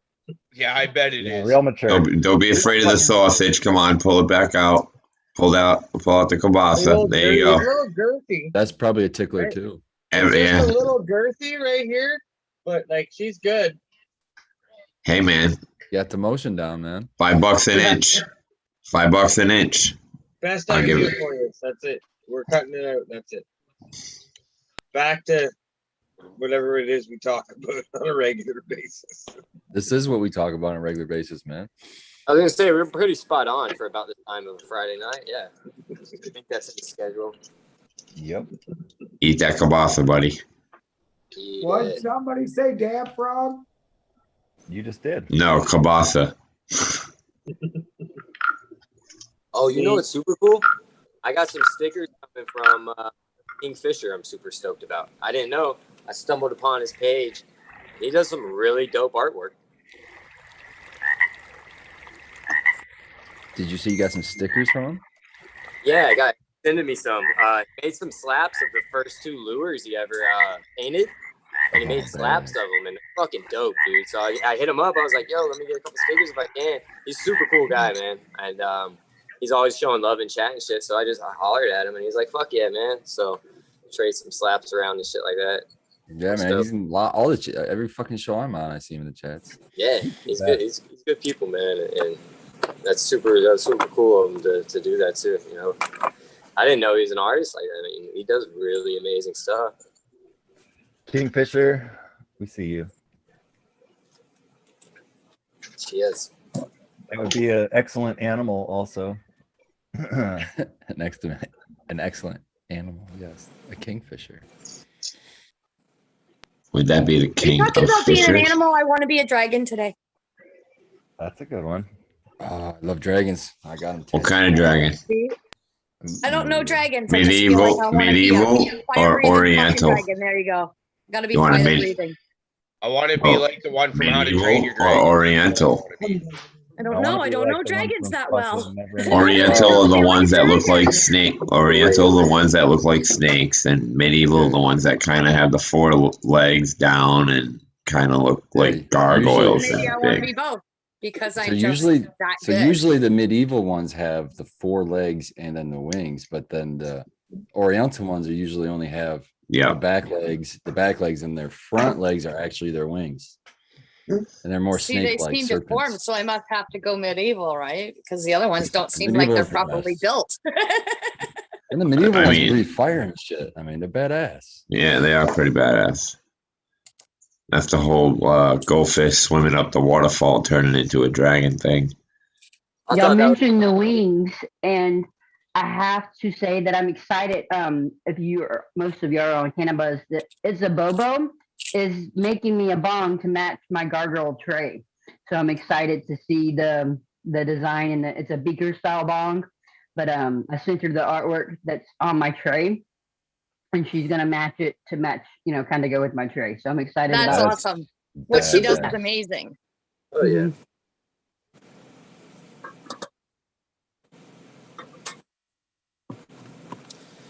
Hey, Caribou.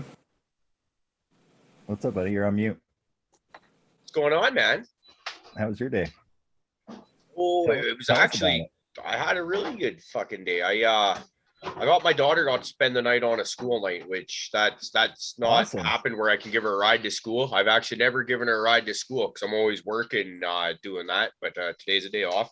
Gave her a ride to school. Went to the next town over.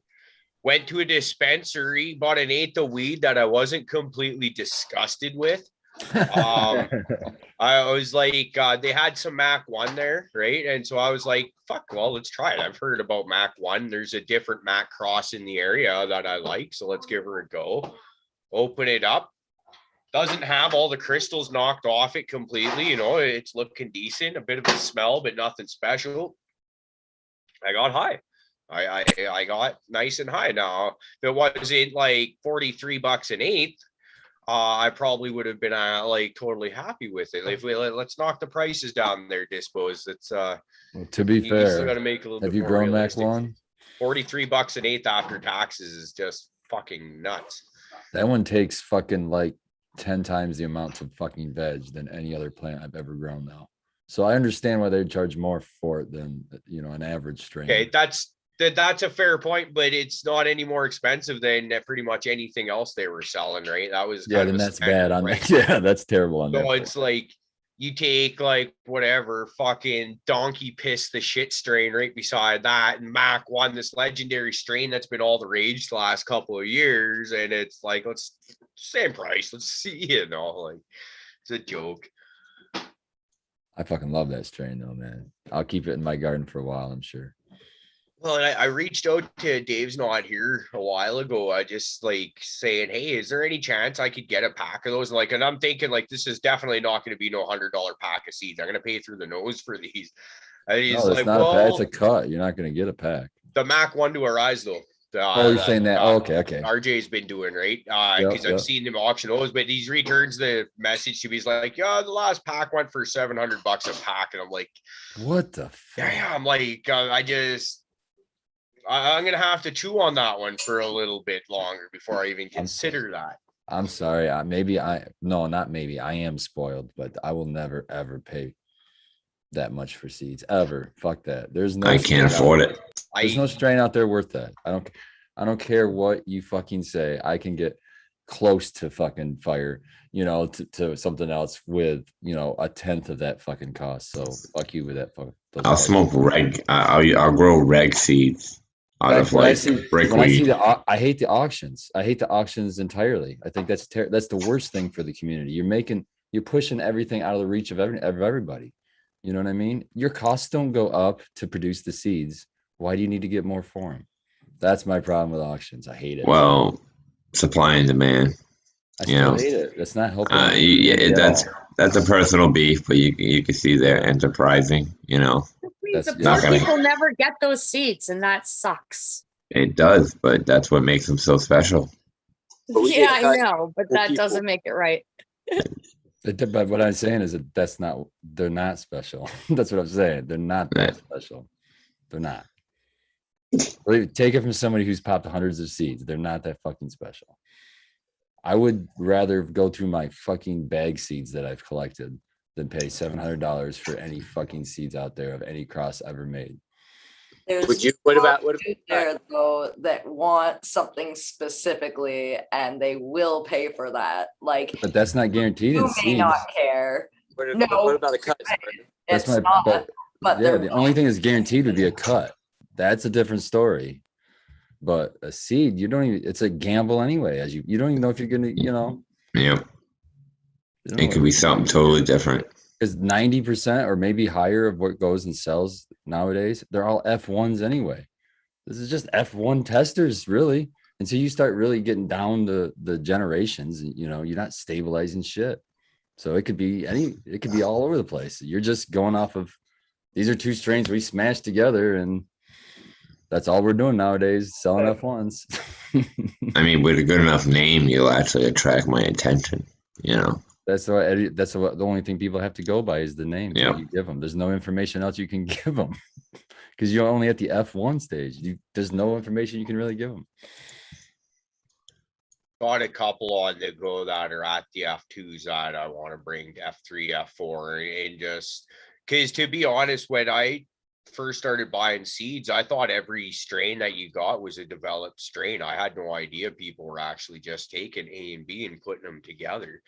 Because I which explained why if you pop a pack of purple Kush, just because that's the first strain that pops into my mind, why they're not all purple and there's a bit of variation there. Like, what the fuck?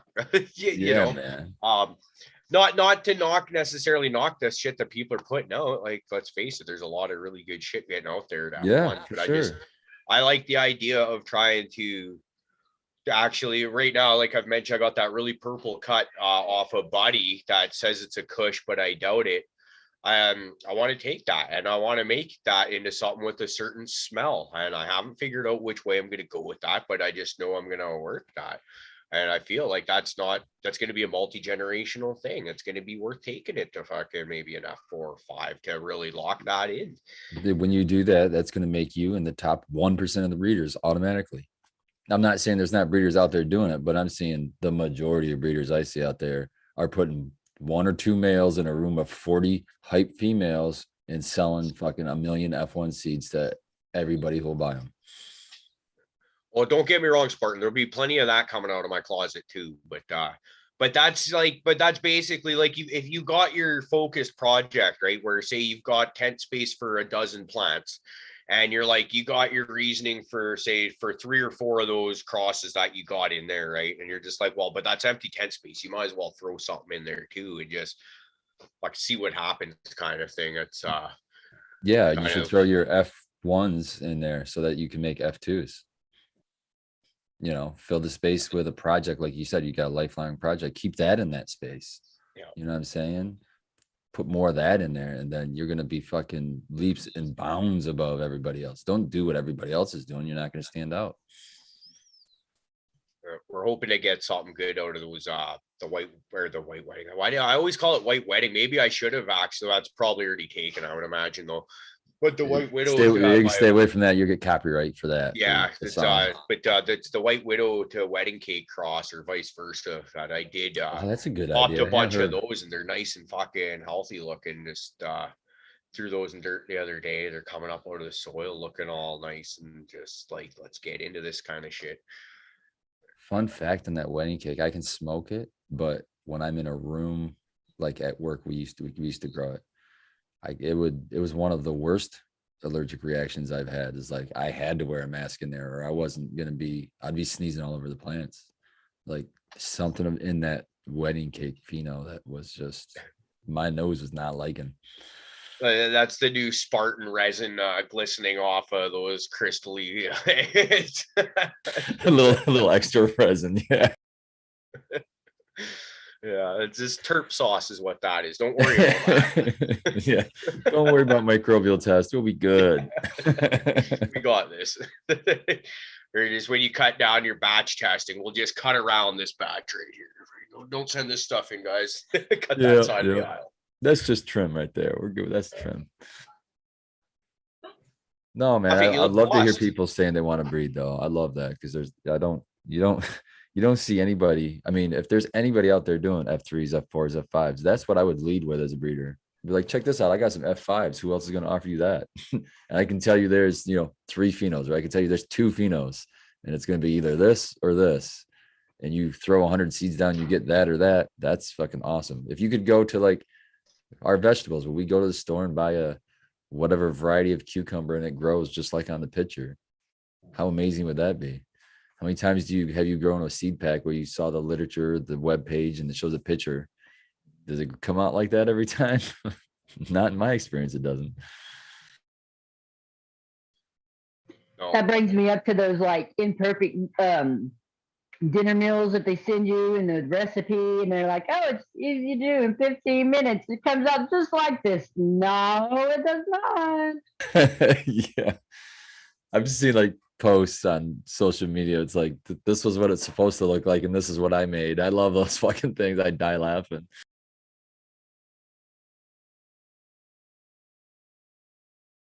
Yeah, speaking of going to the dispensaries and stuff the other day, I went to one today and they have these infused cannabis oils plus terps. And while I don't know if the weed in it is necessarily anything to write home about, they are charging $45 for 5 joints. So I mean, around here it's not horrible. So you get 5 joints, but man, they taste amazing. Like this one is blueberry, and straight up, it smells like blueberries, and it tastes like you just bit into a fresh blueberry all the way through the joint. I don't understand how. It's gotta be the terps. Does it say like blueberry OG, or it just says blueberry? Shit. Just blueberry. What the hell? Mm-hmm. Blueberry infused with cannabis plus terps, 5 1-gram joints. This one's indica, 20% THC, 3.4% terps. It's the plus terps. They probably added that blueberry. Yeah, blueberry terps. Yeah. Like true terpenes here in the States have profiles. Like you can get GG4 terps, or you can get, whatever terps. But man, that stuff's so concentrated. It wouldn't take very much, I wouldn't think. I have no idea, but I mean, I just know like as far as like your weed to have flavor. So the I flavor mean, was like, badass, but what was the how was the potency? Was it there too? Was it pretty good? it's a joint. I mean, as far as I smoke a lot and I eat a lot. I would still need to probably burn 2, maybe 3 of them to really, you know, be where I want to be. But that's not. I But that's mean, Did cool you if they feel taste anything? great. yeah, I mean, I smoked one coming home from work, and I mean, it's a nice high off of it and everything. I'm just, you know, I don't know if it's worth $45 for you know, other than the luxury of being lazy. Yeah, yeah. But they're cones, so they're nice. Would you say 5 of them you got in there? Yeah, So 5 for 45. Yeah, that's What do they weigh? I haven't actually ever weighed one out. I just smoked the damn things. I'm I'm taking them I on. was just It says curious. 1 gram. It does say it's 1 gram, but I don't okay. know I if say it's 1 usually gram they're of a weed. gram. Well, funny I mean, and thing they is, I've seen pack people. them well. Like there's not. Well, this one is not. This one is probably short, just a little bit. Just because I pack my own cones, I know what a gram of a cone, you know, should be at.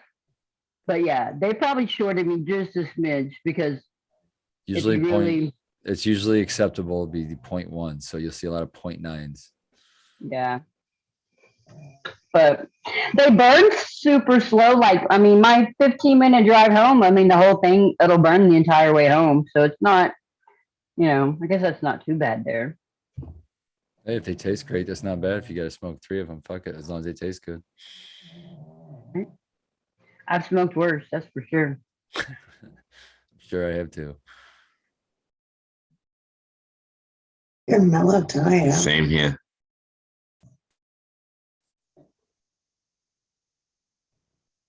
Huh. I was just reading chat, got lost in chat, but they said it depends on what I'm making to do butter or extract some RSO with Everclear. But you can't use Everclear for butter, can you? I mean, if you I've never evaporate done. it, I don't see why not. Realistically, Say if you what's- boiled away the alcohol, you don't Well, think I've done remaining that. would be the I butter. have done putting butter and it tastes terrible. I don't. It's I was gonna say it tastes great, but I could see it oh. infusing. If that's Oh, it what they're definitely, talking yeah, about. it definitely was medicated butter, and it worked as far as that part of it went, but it tasted fucking terrible. Like I made, if I make the medicated butter the normal way with just the weed material in the butter, and well, I have a whole process, but anyhow, it tastes way the fuck better. It doesn't taste like weed or this RSO. I don't know, man. It tastes worse than just straight RSO. I don't know how that happened, but I only did it one time. I will never do that again. Well, you gotta learn, man. I did learn. Gotta go back to your roots. Try it. See if you can do it now. I don't know. I don't need to. I'm happy where I'm at right now. I'll just put the RSO in a capsule and take it every night. I see Chad Westport in the chat there. What up, Chad? He's gonna have a couple of us from the crew here on the Future Cannabis Project 2 channel on a show tomorrow. It's gonna be Indica B. He's gonna be live from the Hoop House. We're gonna have Fluff on there, and I'm gonna give a quick tour of what I've got going on in my tent. So you guys are around, check that out. I believe it's 2 p.m. Pacific, so it's at 5 Eastern, I believe. So that's going to be a great time. I can't believe they're actually lowering their standards to our level, but fuck, we'll take it. We need all the exposure we can get. Let's face it. Oh, yeah. It's going to be a great time. Chad's great shit. I've hoarded myself out for way less. We've pimped you out for much less. So Exactly. Yeah, shout out to Chad. I see him jumping in chat. Right, you didn't jump in. I'm hopping off here. It's been a long day, like I said earlier. It was nice hanging out with y'all. Y'all have a good weekend. Love you, Talk to Paula. you later, Paula. Have a great night. Later. Have a Later, great Paula. night, Paula. Nice meeting you.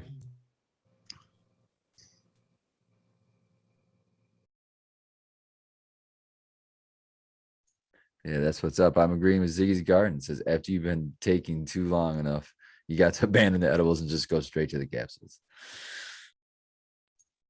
Once your tolerance gets high enough, you just don't want all that calories. You got to eat all that fucking sugar, just fucking pounding on these damn edibles. Little easier to control dosage personally with the edibles. Like, all right, 3 gummies, I can get shit done. 8 gummies, I should probably not attempt too much shit that takes too much thought. You know, like I can gauge them out. You know, like do the same thing with RSO, you just put less in there.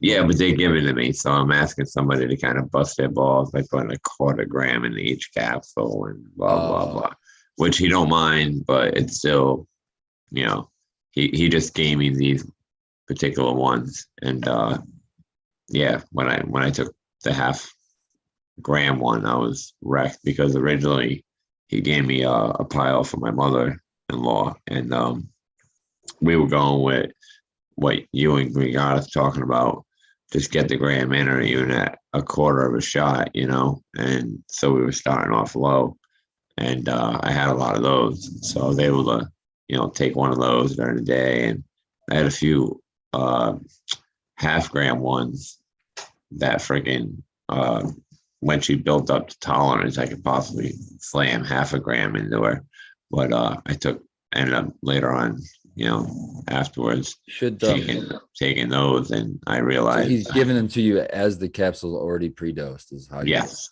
So yeah. I would ask him if you could just get a syringe, you know what I mean? Just get a dental syringe to fill up, and then you can dose it whatever fucking dose you want.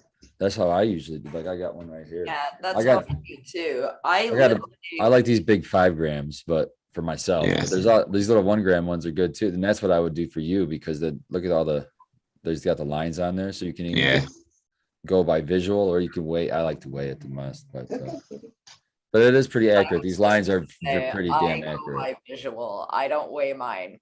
I literally, like, I started out at the beginning just like everybody, and I just like gradually increased it, and I just know by looking at how much I have. Like I squirt mine on chocolate, so I just like look, and so there's been a couple times I've taken a little too much and I did not like it, but I'm pretty good at determining what to take. That's me, is my eyes. I don't trust them. So on the scale, I can see numbers, and I'm like, okay, I got way too much or I got way too little. I just went for it, and then I wrote it out. I've done that a few times just to, you know, recreationally, but 1 gram is probably about the most I've done in one dose. Like I said, I was just high for a long time. Yeah, I bet. Like 12 hours at least. 1/2 gram took me out for most of the day. Stoney did that. He hadn't tried our. And then I woke up hungry like a motherfucker. And I was eating all types of crazy ass shit. Cold out the fridge. Didn't give a fuck. I don't think I slept. I think I was up for it all, but no. Maybe I did. I can't remember. I just remember it was 12 hours before the feeling went away.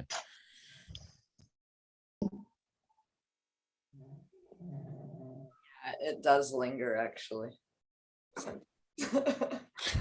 You could do something. What you could do with those 1 gram things, though, Prophet, you could do something as simple. If you got a double boiler or something, you can melt like a chocolate bar into it, and then put those into it, and then pour that chocolate into a mold, or you know what I mean. You can just dissolve them into something, and then divvy it up into little pieces at that point. Well, he was actually talking about coming over anyway, bring me some more, but broken down a little lower with some extra capsules, so that this way here I could pull out of those. Oh, okay, cool. And spread them out. But yeah, I know my dose. Like even when I don't have any plans, I still like to get shit done. I couldn't get shit done. Right. So you need to be like down just 1/4 gram 4 times a day. I think I'll be all right until I build up the tolerance. I just I push it really quick. Yeah. You know?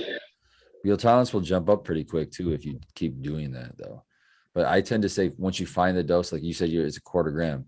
if you're trying to do an aggressive push with it, you do that 1/4 gram for 3 days straight, and then you would up your dose to that. Try a half gram at that. Try to time it so that it's like you're gonna do that half gram dose at a day that you don't have to do shit. You know what I mean? If it's on a weekend or something like that or whatever.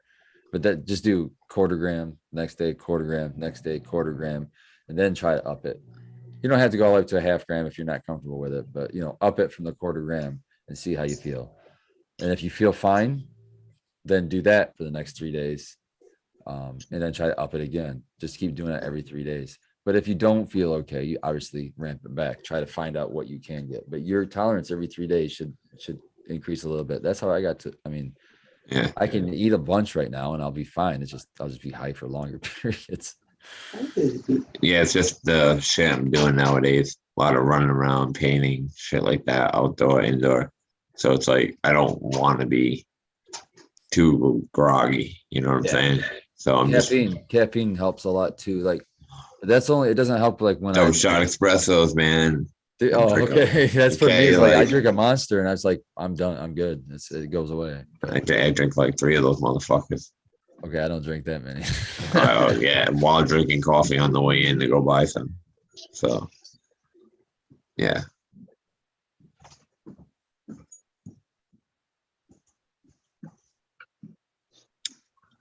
But I got a low tolerance for actually it only takes me about 150 milligrams of ingesting cannabis and I'm doing pretty good. So I mean, yeah, that's like I got maybe an hour in me, and once it fully kicks in, I'm probably going to bed soon. But I can hang at 100 pretty well. So you got faster metabolism than me too, because it's like 2 hours before I can start to feel it. Yeah, I've got a real fast metabolism. Always have. I feel my edibles within 45 minutes. Damn, that's fucking awesome. Yeah. Yeah, me too. Yeah, wicked quick. I'm usually like at least an hour. It's probably the fastest I've ever felt an edible. It all depends on what edible we're talking. We're talking like gummies, then I got a little bit of time to break down the gelatin and whatnot. But if you're going with like shit cookies, they seem to go even quicker. Like or brownies. Yeah. They hit me even faster. I had a gummy that was made out of beef fat, and that and it that took. Like you mean beef gelatin? Sure. Okay, I use that. It's actually healthier and it does way more for your body than pork. Yeah, that took longer to hit me, I noticed, but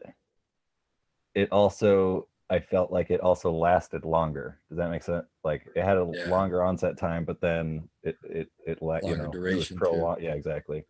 Yep. That's awesome. I'll have to experiment. I got both. I enjoy the beef though.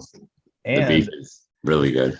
I've noticed enjoys the beef, man. Love the beef. I noticed that like if I have a normal gummy, it gives me heartburn. Really? Yeah, but those did not. So I don't know. It's probably just something processed over that's more of a natural product. Right. Well, the beef gelatin is actually kosher. Oh, there you go.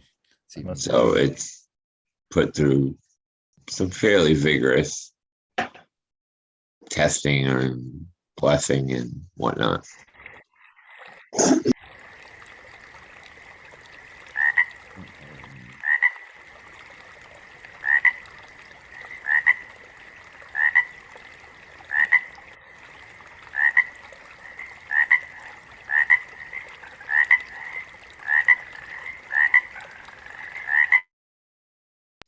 Well, damn, you guys didn't have to stop talking for the dab frog. It's okay to talk and load up. I didn't even know I was fucking muted.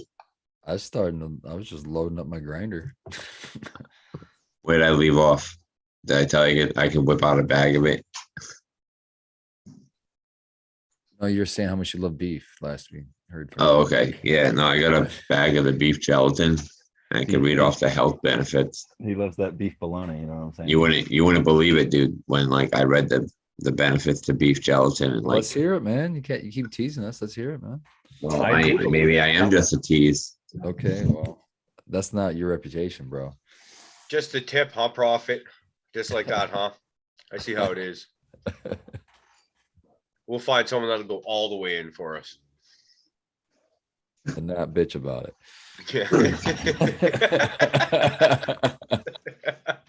Like his life is so rough, hey? Take it all the way in, man. All right, so here's the product. All right. So it's composed of 30% the human body, 30% collagen. All right, so here we go. It's derived from collagen from bovine hides and is a natural collagen peptide that helps support and invigorate healthy skin, hair, teeth, nails, joints, digestive, and hormonal balance. In addition, gelatin is abundant in the amino acid glycine, which helps support healthy liver function and further assist the body in reaching optimal health and well-being. Promotes hormonal balance, strengthens the immune system, aids digestion, supports muscle retention. Wait, that's from hormonal beef. balance, is that for you or your wife? Well, it's also, and this what caught my attention was that it was actually kosher, and I was like, wow, this shit must be really good. And but yeah, I couldn't believe how much benefits from beef gelatin. Does it on the back? Does it show having any protein in it? Yeah, 11 grams. Yeah, okay, that explains most of those benefits. And calories, it's 45, and that's it. The rest is that. Oh wait, I'm sorry. There's an amino acid content. If you'd like to know that. Cat, Green Goddess. That is a big ass cat. The cat's as big as she is. This is Jack. He is very big. Oh, huge. He doesn't like me apparently. No, he's like old and set in his ways, and like he's one of those cats, like he'll just come to you when he wants to come to you. Where my other one, he loves to cuddle. He's so sweet. I just love him to pieces. I don't know where he is right now. He's probably getting into trouble somewhere. We got this cat living here, Phoebe, and it's like pure black cat, and it's like small but like dense. Like you would look at her and think you're not as heavy as you are, and you pick her up and you're just like, holy shit, there's some heft to this cat.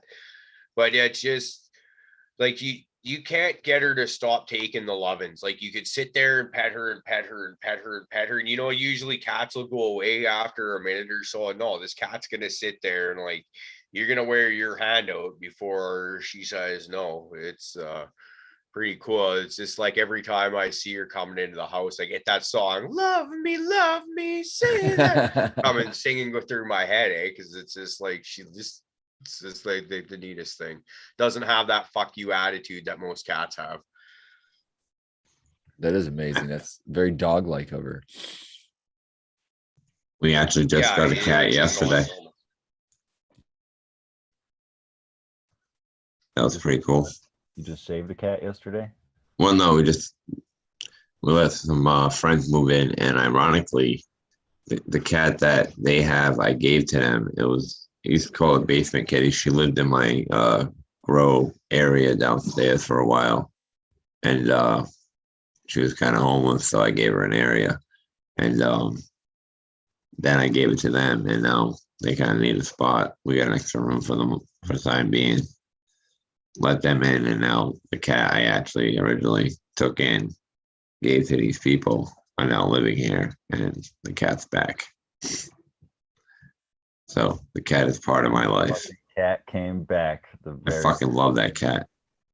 She's so chill, and I was worried about my dog, but my dog does get along with cats, and she's been perfectly fine. I actually woke up to both of them in my bed.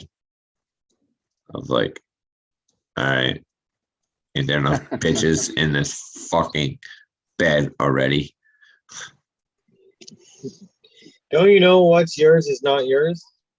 Oh, I've known that for a long time. How are you I guys gotta fly doing though, guys. this thing? Huh? I'm How are you changing those? Are you on your phone or are you on a I'm laptop? on my laptop. All right, go up to the So, move your icon and So go to I- the top left. You see that little shield? Top No, that's not how you do any of that shit. left. No, That's how what I you- do it on mine. All right, proof. So on the laptop, if you're on the laptop, just see where it shows the video icon. It says stop video, and there's a little arrow next to it. Yeah. Click that arrow, and you'll have an option for choose your video filter. Oh, Oh, okay. I'm not gonna do it, but I was just curious. Thank you. Once you do that, then there's like a whole bunch of them you can pick. Cool. okay. So Spartan went the shortcut. You know what? I want to sound technical. Thank you. All right.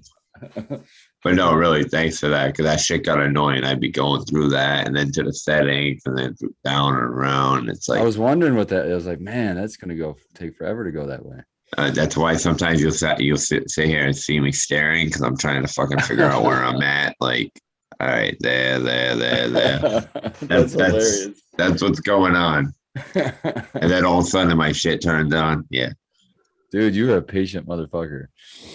gotta be. Must be, man. Can I It get a makes jump things off, easier. guys? Nice But, hanging with you, Hey, G-Bay. G-Bay, Have a good later. night. Dude. Been Yeah, a he's going to long find week his eyes. and Later, GB. Yeah, are my your eyes eyes are open? getting pretty heavy here. So before I fall asleep on log again, They look pretty heavy, Bubs. Looks like you're having a good. I'm trying. That's why I dropped my glasses, man. The RSO is Cheers, bro. kicking in.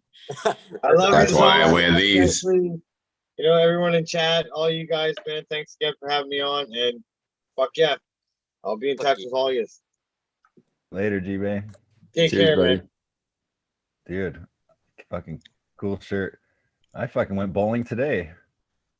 Oh, yeah. Jealous. I suck ass. I bowled an 80, but I had Duck pin bowling. Oh, I beat my 40's, boss. 40's worried about getting sick over here. I didn't want to catch nothing from you I, guys. hey, you'll Let me catch find out you more wear off. You'll masks catch in the more car. viruses off that computer you probably got because all the Pornhub. No, this is my work one, bro. So this is it's filtered. Now he feels safe though. He's safe because he's got the mask. He just made a funny pun. I'm still laughing. Well, Shit. you are in Miami. I would probably wear one too, Not for the COVID. just in general. That's what you need in Miami. All swinger parties. We're in Florida, bro. We don't have to wear none of that shit out here, dude. He's fucking At Zorro. all. Masks aren't Not doing anything. mandatory out here. Not here either. Kind of. They're slowly they're slowly creeping, but This it's is not where game. the zombie apocalypse is going to start here in Florida. That's why they're called Generation Z, man. Yeah. That's why I live in Michigan. So, well, you guys are even better. A lot of you guys in Canada, because the zombies aren't going to come up here and freeze. Dude, I'm gonna run around with a sword. You guys can worry about your ammo. Dude, I've got like 3 swords. I'm good. I've got Scorpion sword. I'm ready to start running around. Dude, I hope you're working out, man, because that's Yeah, looks heavy I as know. fuck. It is. That I can hold it straight out and I can build up some momentum, but I mean I'm indoors too. I don't want to be outdoors doing that. My neighbors will be like, what the fuck is this kid doing? So I've been trying to grab some things to move it, but If they know you, they shouldn't question it at all, Prophet. They'd be like, oh, yeah. they've seen the wall of swords. Just tell exactly. them you're Like, oh, practicing to defend them, and they'll be okay with it, man. right. Yeah, I'm hoping for World War Z zombies when they can smell the disease and they walk right by you. I'll just I'll start a whole entire company between me and my dad because he's diabetic and shit. And, my issues, we'll be able to walk right up to the zombies and just decapitate them because they wouldn't even want to eat us because, our compromised immune systems, Why? shit like Because that. you've got enough STDs in your system at any given time to that you're pretty much. Hey man, whatever it is, old age, chlamydia, fuck it. I don't give a screw it. They ain't eating me. Zombies are like, no, I can't chew on him. He's too fucking diseased. Yeah. I've never seen them be zombies being really too discerning. I mean, they eventually kind of pretty much eat everybody, don't they? Just in World War Z, man. That was the only one. So you're specifically just. That's why I said let's hope for World War Z, because then I can walk around like me and my dad, because he's compromised immune system. They avoided that and would have, be zombie killers for hire. We'll be able to walk down the street, just chop, chop, chop, chop. Now, if it's Walking Dead style, I guess we got to go Dale, because I mean, he's lasted the longest.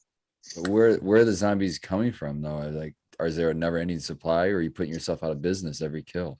Well, I guess eventually I'd have to end my job. I'd like to retire, But so still, you'd be more, because the zombies will never fuck with you. You'd kind of be more powerful to not kill any of them. Well, you'd have to blow yourself up in the end too, because I mean, why? If you're gonna kill a zombie, well, you would turn into a zombie ultimately, right? If you're gonna die, No, reanimate. they don't bite you. That's the only way. Yeah, they don't bite. Well, in fucking Walking Dead, everybody had the disease, and if you died, you came back regardless of whether you were bitten or not. Wait. You just said fucking World War Z. You can't fucking go over to The Walking Dead and be, oh, I want to be like one of these zombies now. No. That's he mentioned. You're worse than a woman with your changing your He mind. mentioned that, it, right? and I said no. In Walking Dead, you already had the disease, and regardless of how you died, you came back a zombie. In World War Z, you got bit. Yeah. That's all. Sounds like you're trying to play both sides of the coin. And then you had the ones that were from fucking 28 days later, and those motherfuckers were insane. And that's just a transfer of blood.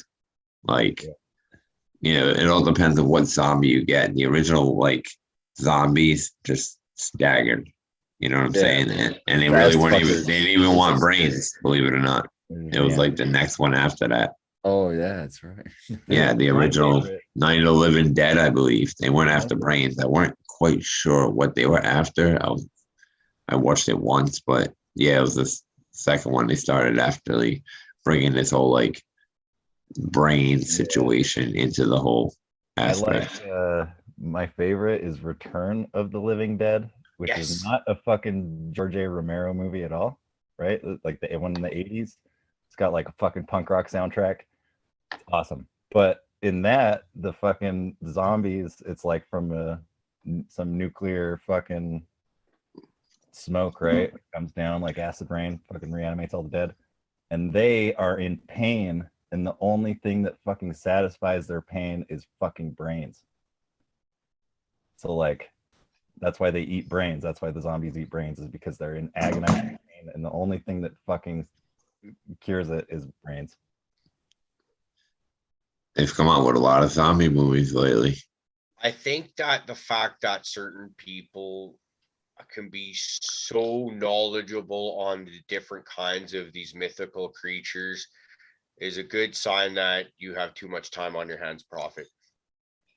I'm only talking about zombies. You want to get us some good ones? I can definitely get you some good ones. Well, why thank you for confirming my statement. You have so much time on if you want, I can go on Cthulhu and his whole entire world that I'm pretty sure D-Wave and CERN is communicating with, but that's just my opinion. My one question though, it's for Caribou, man. How did Bees avoid any of that? How did he avoid any of the of that comment about the zombie knowledge when he just drops all kinds of mad zombie knowledge? And because I just like to make fun of Prophet. Oh, okay, fair that's enough. all it is. It's making fun of Prophet. It's okay. I like the abuse. It's because he's fucking Beelzebub and he fucking. To be honest, Spartan, I was actually thinking about do I mention Bees in this comment too, or do I just completely ignore the fact that Bees was just dropping the same shit that Spartan was? And I was like, no, I'm gonna ignore Bees. That's my boy right there. And I love Prophet too, but it's just every night is fuck with Prophet night. So,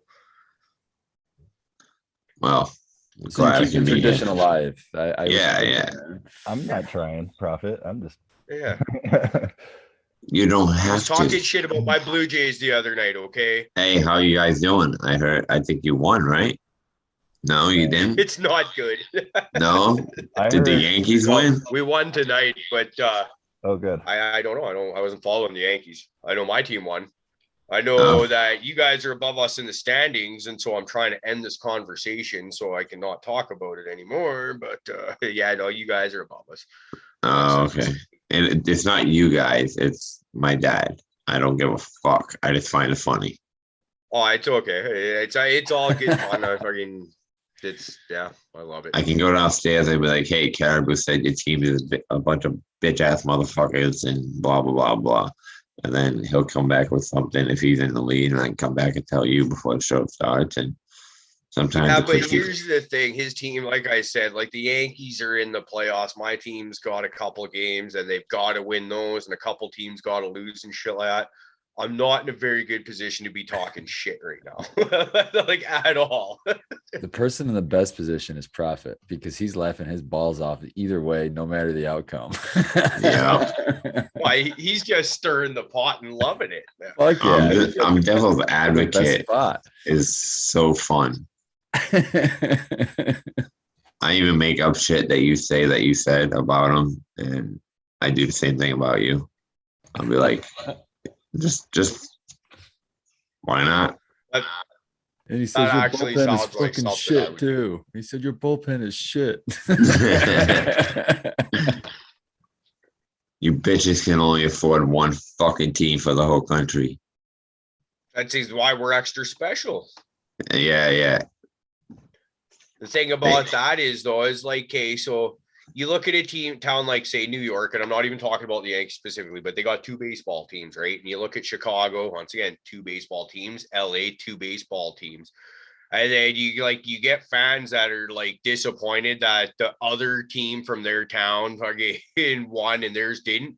And it's like, motherfucker, my entire country has one fucking team. Yeah, but that's the sad part. The flip side to that, though, is, man, when Country.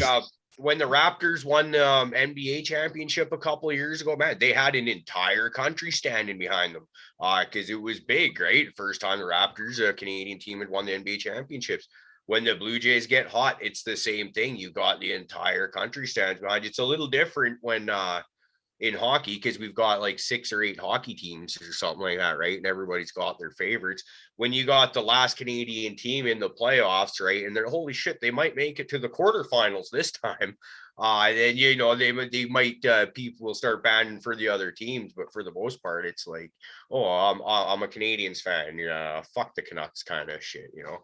But it's a little different when you just got the one for the country. Yeah, it's like watching the Olympics. You know, you only got the one team to support.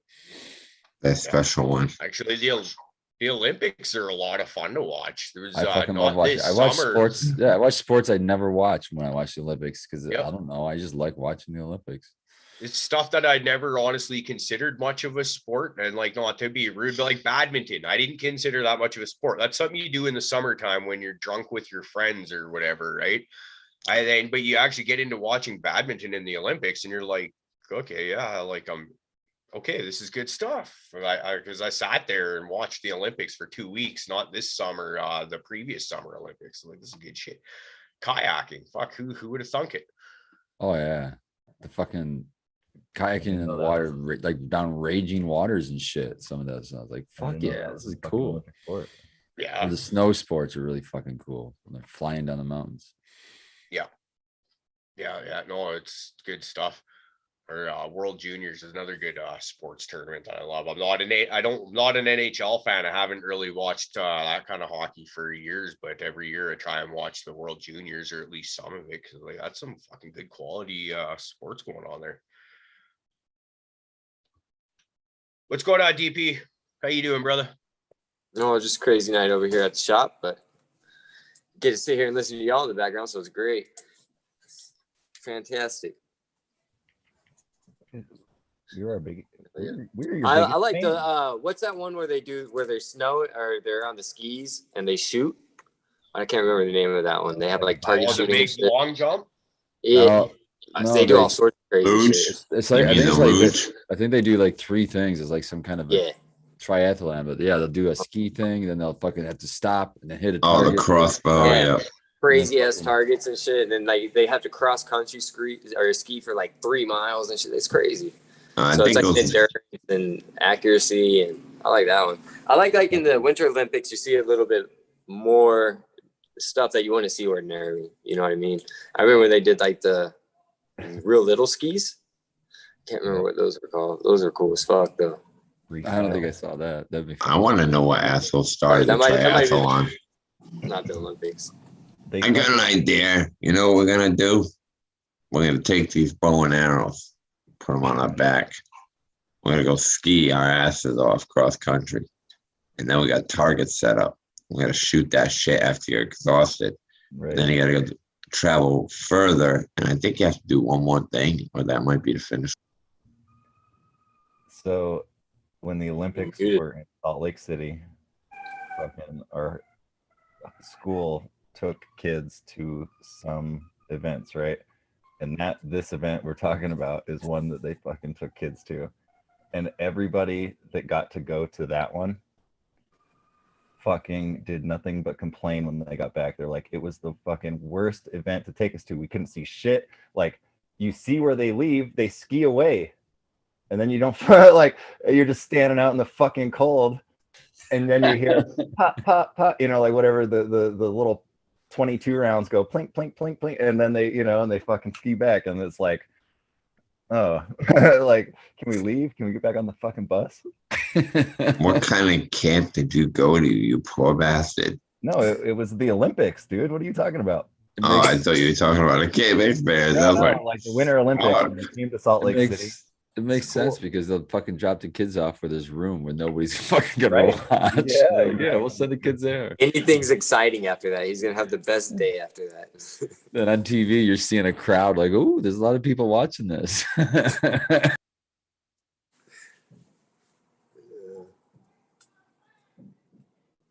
Yeah. Has anybody been to the X Games? Disgruntled fucking. I saw the first one because it was the X Games that started over here in Rhode Island. I believe it was the first and second. So that was the only one I've ever seen. Oh yeah, I gotta go to the one in Colorado. That was pretty cool. Snowmobiling and big jump on snowboard. Pretty dope.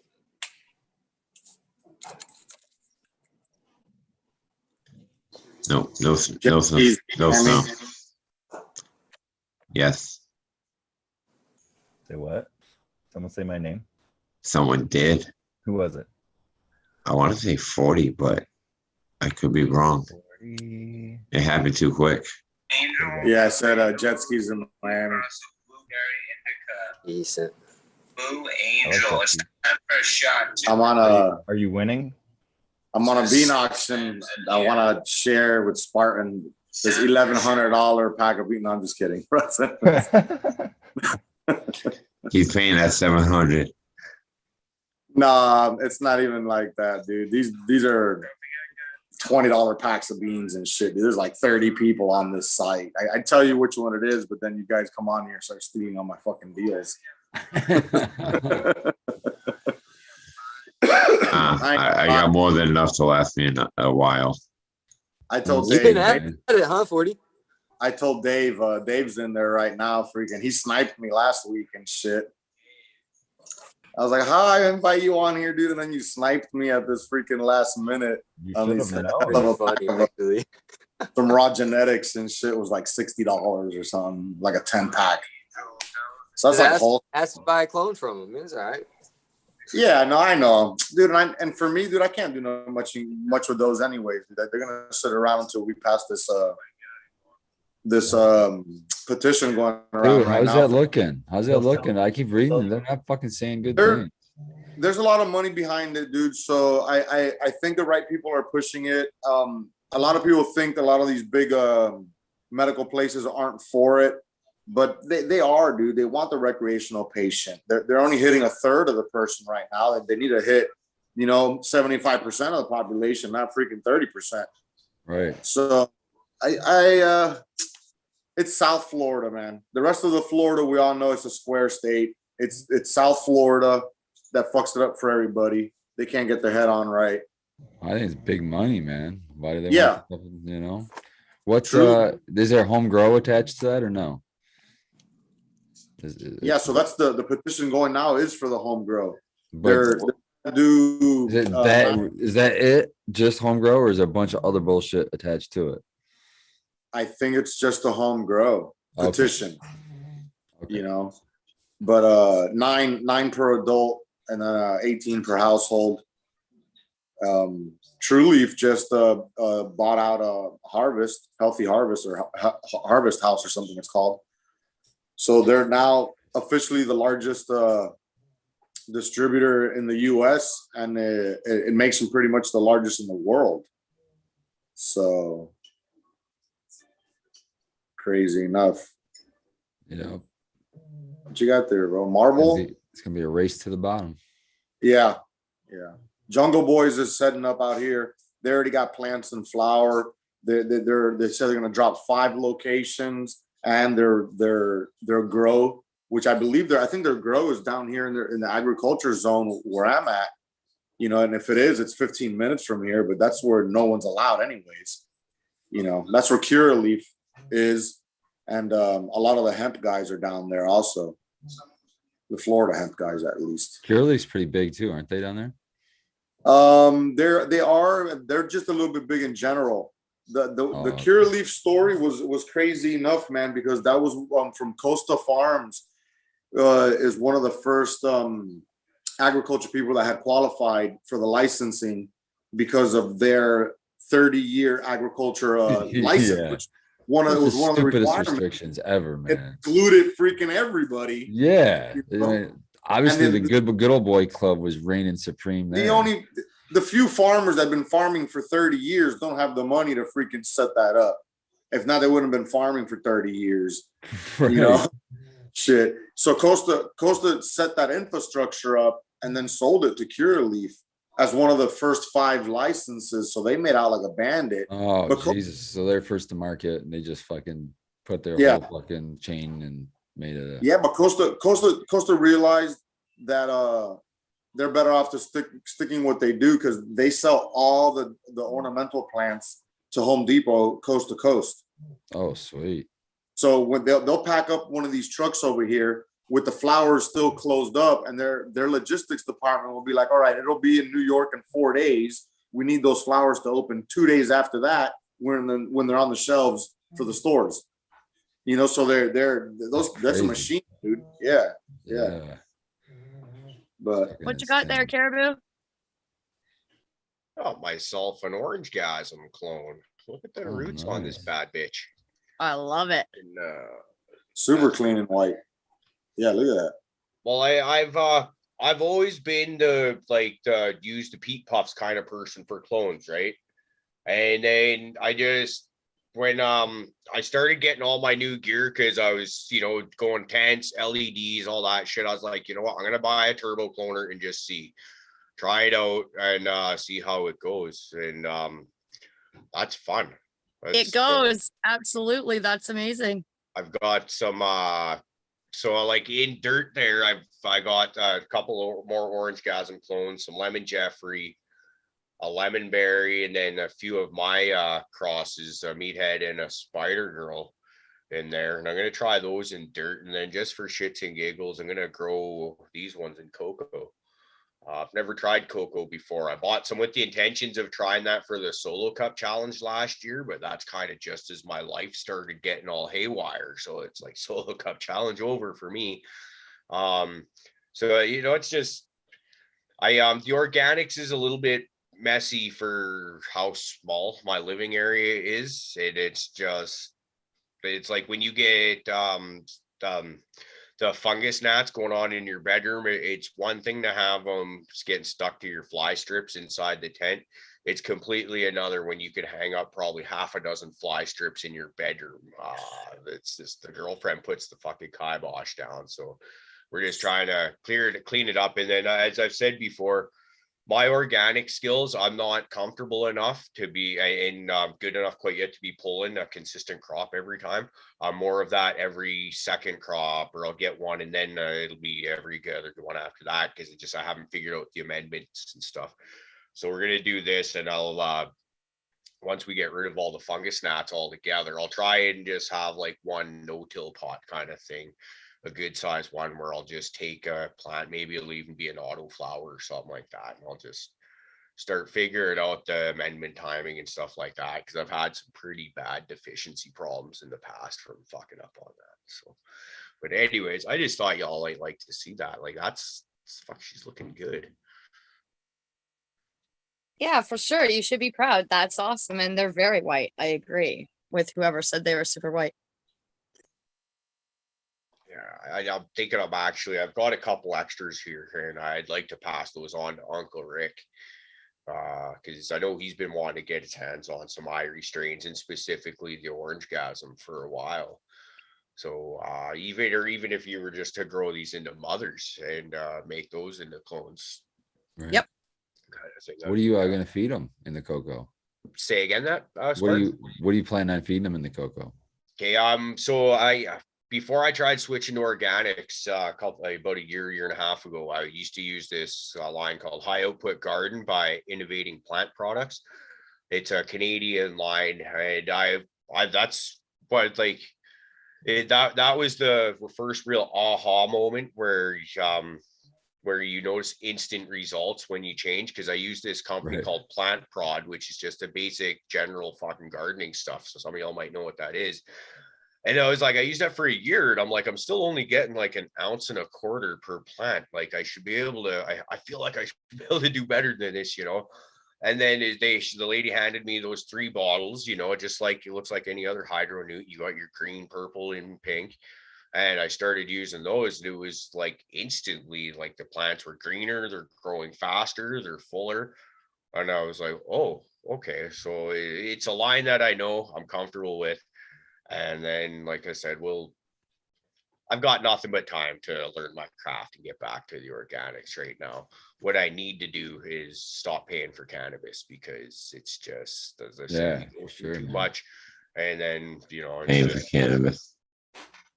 Yeah, dude, walk before you can crawl kind of thing, or crawl before you can walk, however that saying goes. And I'd be a dick and say 2 more weeks before I'd call that like a clone. My root system would have to be like 2 or 3 times bigger. And then I'd be like, all right, it's a clone. I wouldn't feel bad about that at all, Caribou. I would. No, I'm messing with you. Everybody fucking looks at me like I'm like Mr. Organic, but truth be told, I go to work every fucking day for 8 hours a day, and I'm growing in salts, and I'm growing thousands of plants. I will never catch up in my home garden to the amount of plants that I've grown at work. It's just not going to happen. So I by far have grown more plants and salts than I ever will organically. I mean, I like to grow organically better, but that's just not how I grow. And you better believe I'm fucking just as proud as those fucking plants at work than I am at home, sometimes more so. So it's not like, you know, it's lesser in, you know, any way. It's just a preference. Well, to me, it's like they're all cool different ways. Like exactly. They all have still the plant. Well, it's just so neat. Like, so now doing stuff like this, you can do the root porn kind of thing. I've been thinking about maybe doing a DWC bucket just so I can have one, and like his my girlfriend is like a gardener at heart, but hasn't really been around cannabis growing that much, right? And so, but like it's just where like when we start talking about growing, we get like little kids, well, just like we do like on these shows, right? It's just we're doing it up there in front of the tent, and it's like, so you start showing you know, like, okay, you pull that bucket out of that DWC system, and you just see those big pearly whites that make that look like fuck all, and you're just like, wow. And you see that growth daily, and it's man, like growing plants is cool. It don't matter how you do it. It's right. If you got the love for it, like, yeah, there's a few people out there that, yeah, they're doing their living beds, they got their hydroponic buckets and this style and that style. You got your Synganics. That's another cool shit. Like that's Just cool. We got I got- Sprocket Rages coming in with us too. Sweet. I got a DWC bucket. I'm thinking of fucking around this winter when it's a little cooler because I don't have chillers, obviously, or water chillers. But I want to try to do autos in DWC and see what I can fucking do. See if I can get, pull some decent fucking. Whoa, autos you'll out like of it. DWC. You'll like it a whole lot, Spartan. Seriously. I have grown autos my whole entire grows, and it's amazing what the hell it's doing in water right now. And I know it's hypotheticals, genetics and everything, but still, it's like night and day. I hear they're the future. That's awesome. It's a rumor. Oh my got God, some- you I've got guys in some this of his, fucking so- thing. The You crack future is me up. now. Hey, I'm gonna go. Have a good Everybody night. a great night. Have a good night, So bees. wonderful to Later, see you all. bees. Spartan, thanks for joining us. Sparker Rages, I know you're just showing up. It's not that I don't like you. It's just that I'm just kidding. You don't stink. But anyway, everybody have a good night. I'll catch y'all later. Have a great night, Sam.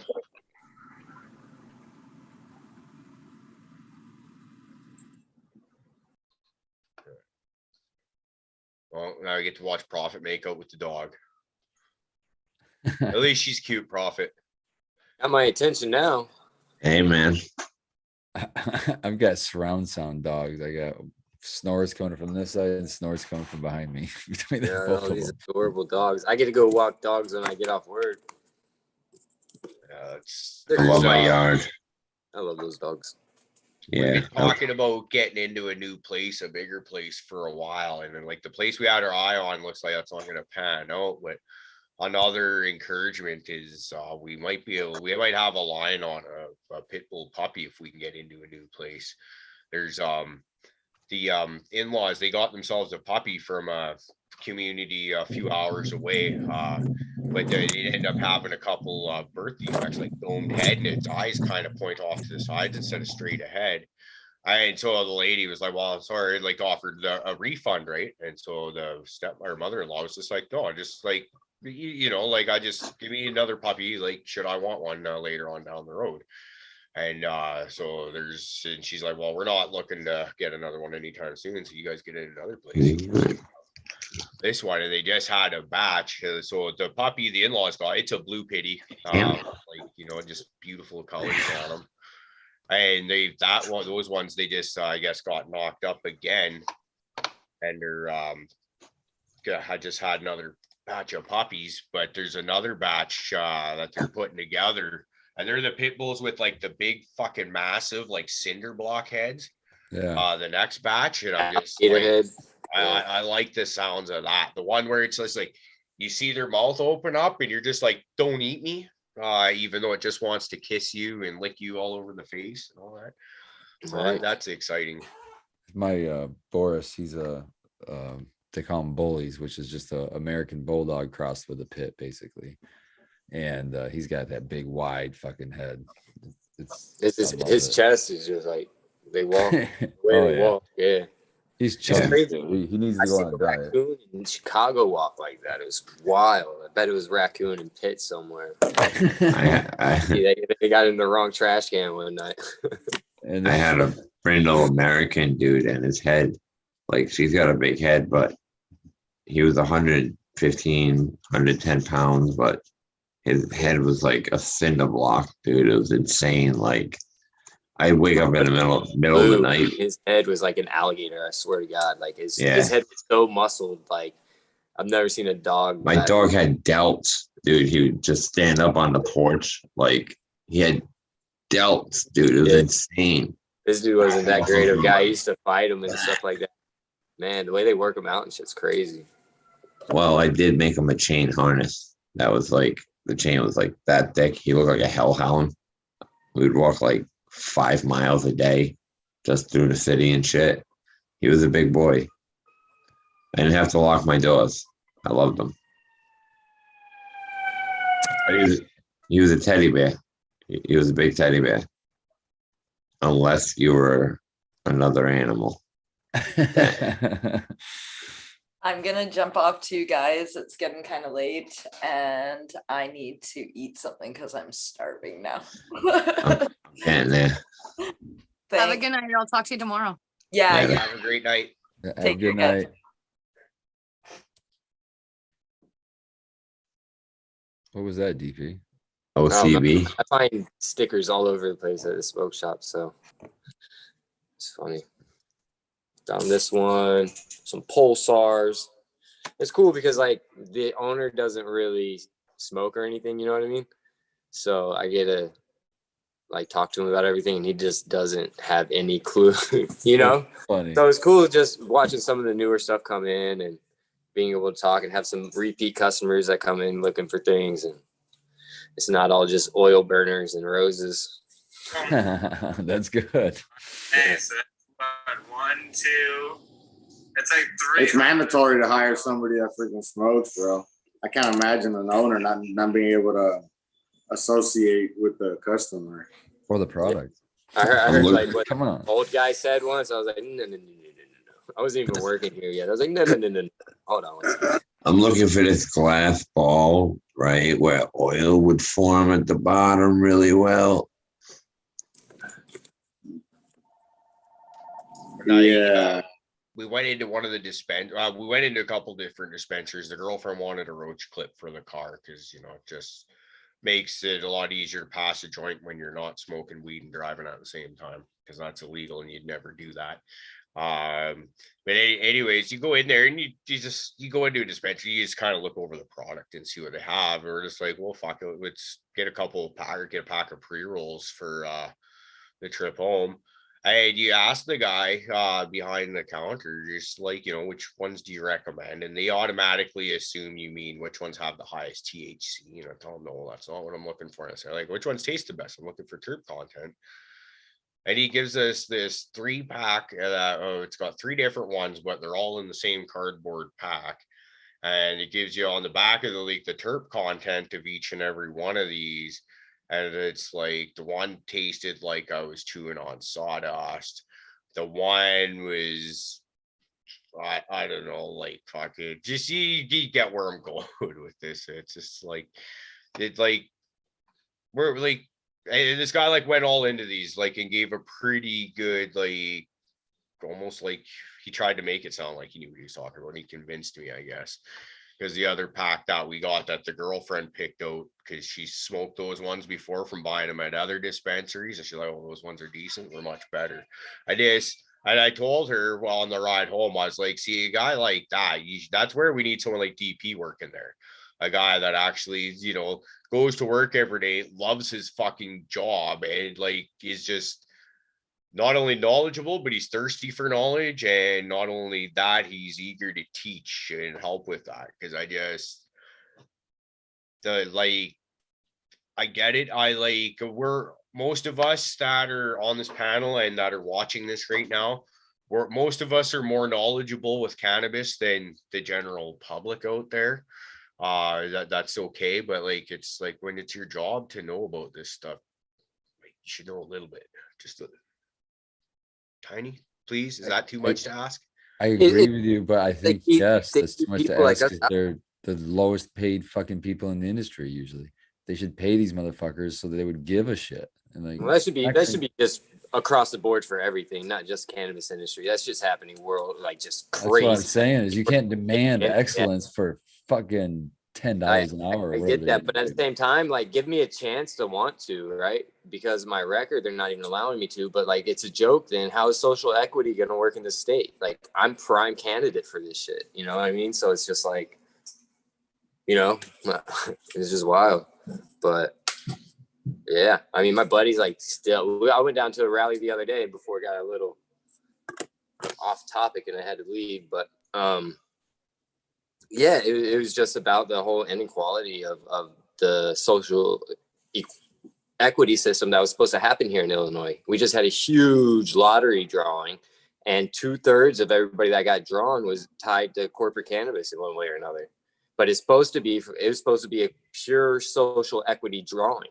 So there shouldn't have been one tie, but 2/3 of everybody. And so they had to take that to court. You know what I mean? Like, you shouldn't have to take that to court. It's What? crazy. Voter fraud? No way. It's all money, So- dude. It's all greed and money. And down here, I mean, it's 300,000 to 500,000 to just throw your name in the lottery for them to be like, oh, nope, you didn't get called. Sorry. And that's the stupidest thing ever, too, because they just, what's that money for?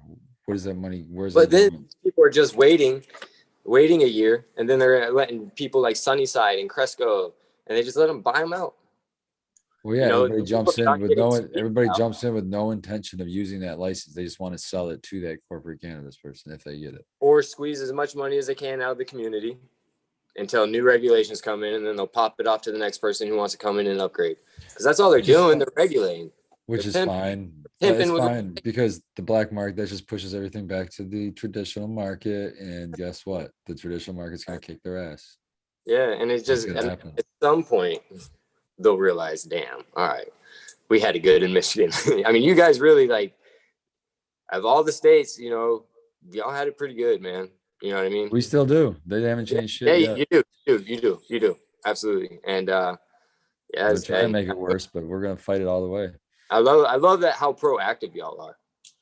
You know what I mean? It's not just a bunch of people talking about it. Just, oh man, we need to do this. No, it's, hey, we're doing this. Let's meet up over here. You know what I mean? Yeah, man. It's and Good shit. a lot of it's grassroots and then hitching your wagon to other people that are bigger than you and they have a better outreach. But then it's everybody's doing that and it makes a big effort. Everybody Absolutely. thinks It's everybody contagious. convinces themselves with with these stories, not stories, these truths of corporations coming and doing it. And we see it happen all the time and everybody just accepts it. Like, well, you can't fight it. It's just gonna happen. It happens everywhere. No, fuck that. I want to at least try to stop it. Right. Even Yeah. if I'm not successful, I'm gonna fucking try. I'm You're not there. gonna sit down and tell my kids and grandkids that, yeah, this happened and poor woe is me. And they ask me, well, what did you do to try to stop it? And I have no answer for them. You know what I mean? Fuck that. Yeah, right. Well, they just kind of came and, well, what were you doing? Just taking it, just sitting there and taking it. That's what I was doing. No, that's not gonna be my story. I'll tell you that. I hear you, man. Yeah, that's why. I mean, you guys inspired me to try to get involved with my local stuff. So I went and gave it a whirl. But yeah, Well, if you think about it, if like they haven't, like I'm pulling for you guys, but if it doesn't go your way, who's going to be bitching and crying the loudest too? It's going to be the people outside at home and didn't get out there and help organize and help fight too, guaranteed. Yeah, but they're gonna have, I mean, I've heard it before in the past, but whatever, but they're gonna have the usual responses is that oh well, what if I would have helped, it would have made a difference anyway. Oh, Twitter will blow up that day. Full of activists Yeah. that would have been there. Yeah. Armchair activists. Yeah, I don't know. And there's the reason that, I mean, unfortunately, a lot of people that lose in situations like specifically Michigan are the patients. And a lot of those patients cannot go to meetings and they physically cannot do a lot of the things that what we were doing. So I don't even, feel bad if, there's people not doing it, whatever they can do. It could be as simple as sharing a post, or making a phone call or sending an email.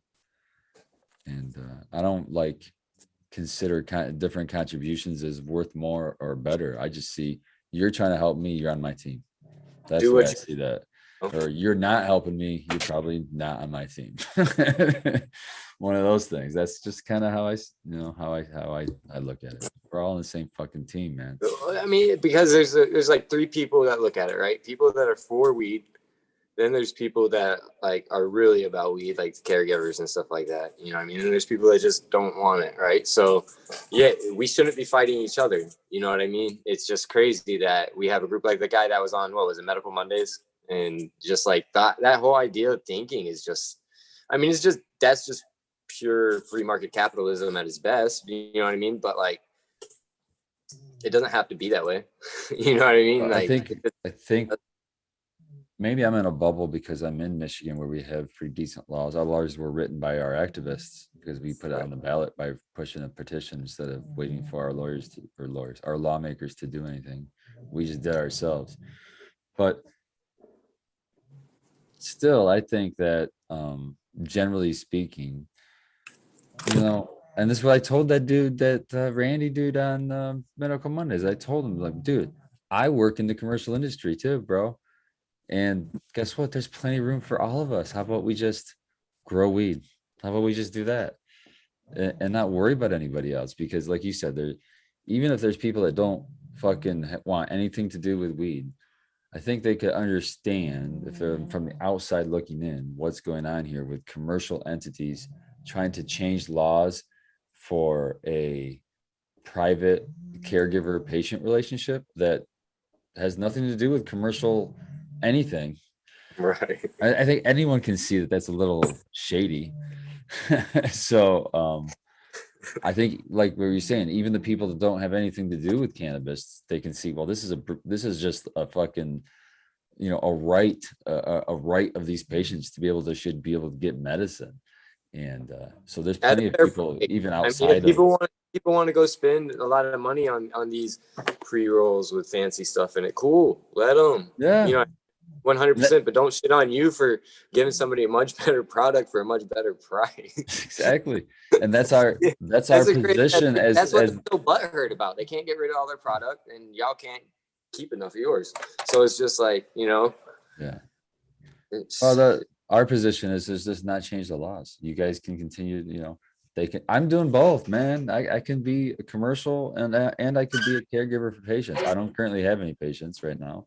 He's like, so he just Bye, jumped in on it. Caribou. All right, guys, I got to jump off for the night. Spend time with the family for a little bit. Y'all have a great night. Spartan, great to see you as always, brother. Sorry to leave in such a middle of a good conversation right here. Sprocket, didn't actually get to see you, but thanks for jumping on, brother. Always great to see and hear from you. And Hi, Toner Mom in the background. And people saying hi to you. Oh, because there's a window right there. We see you. I'm stalking Walking you. I'm by sorry. her jam, he's eating a Danish. But everyone in chat, I love y'all. We're gonna see y'all Sunday. That's Friday. We'll see y'all Sunday morning for our wake and bake. Spartan, you guys doing your wake and bake in the morning? I believe we are. I don't go on that show because it's so fucking early, but I think that they are.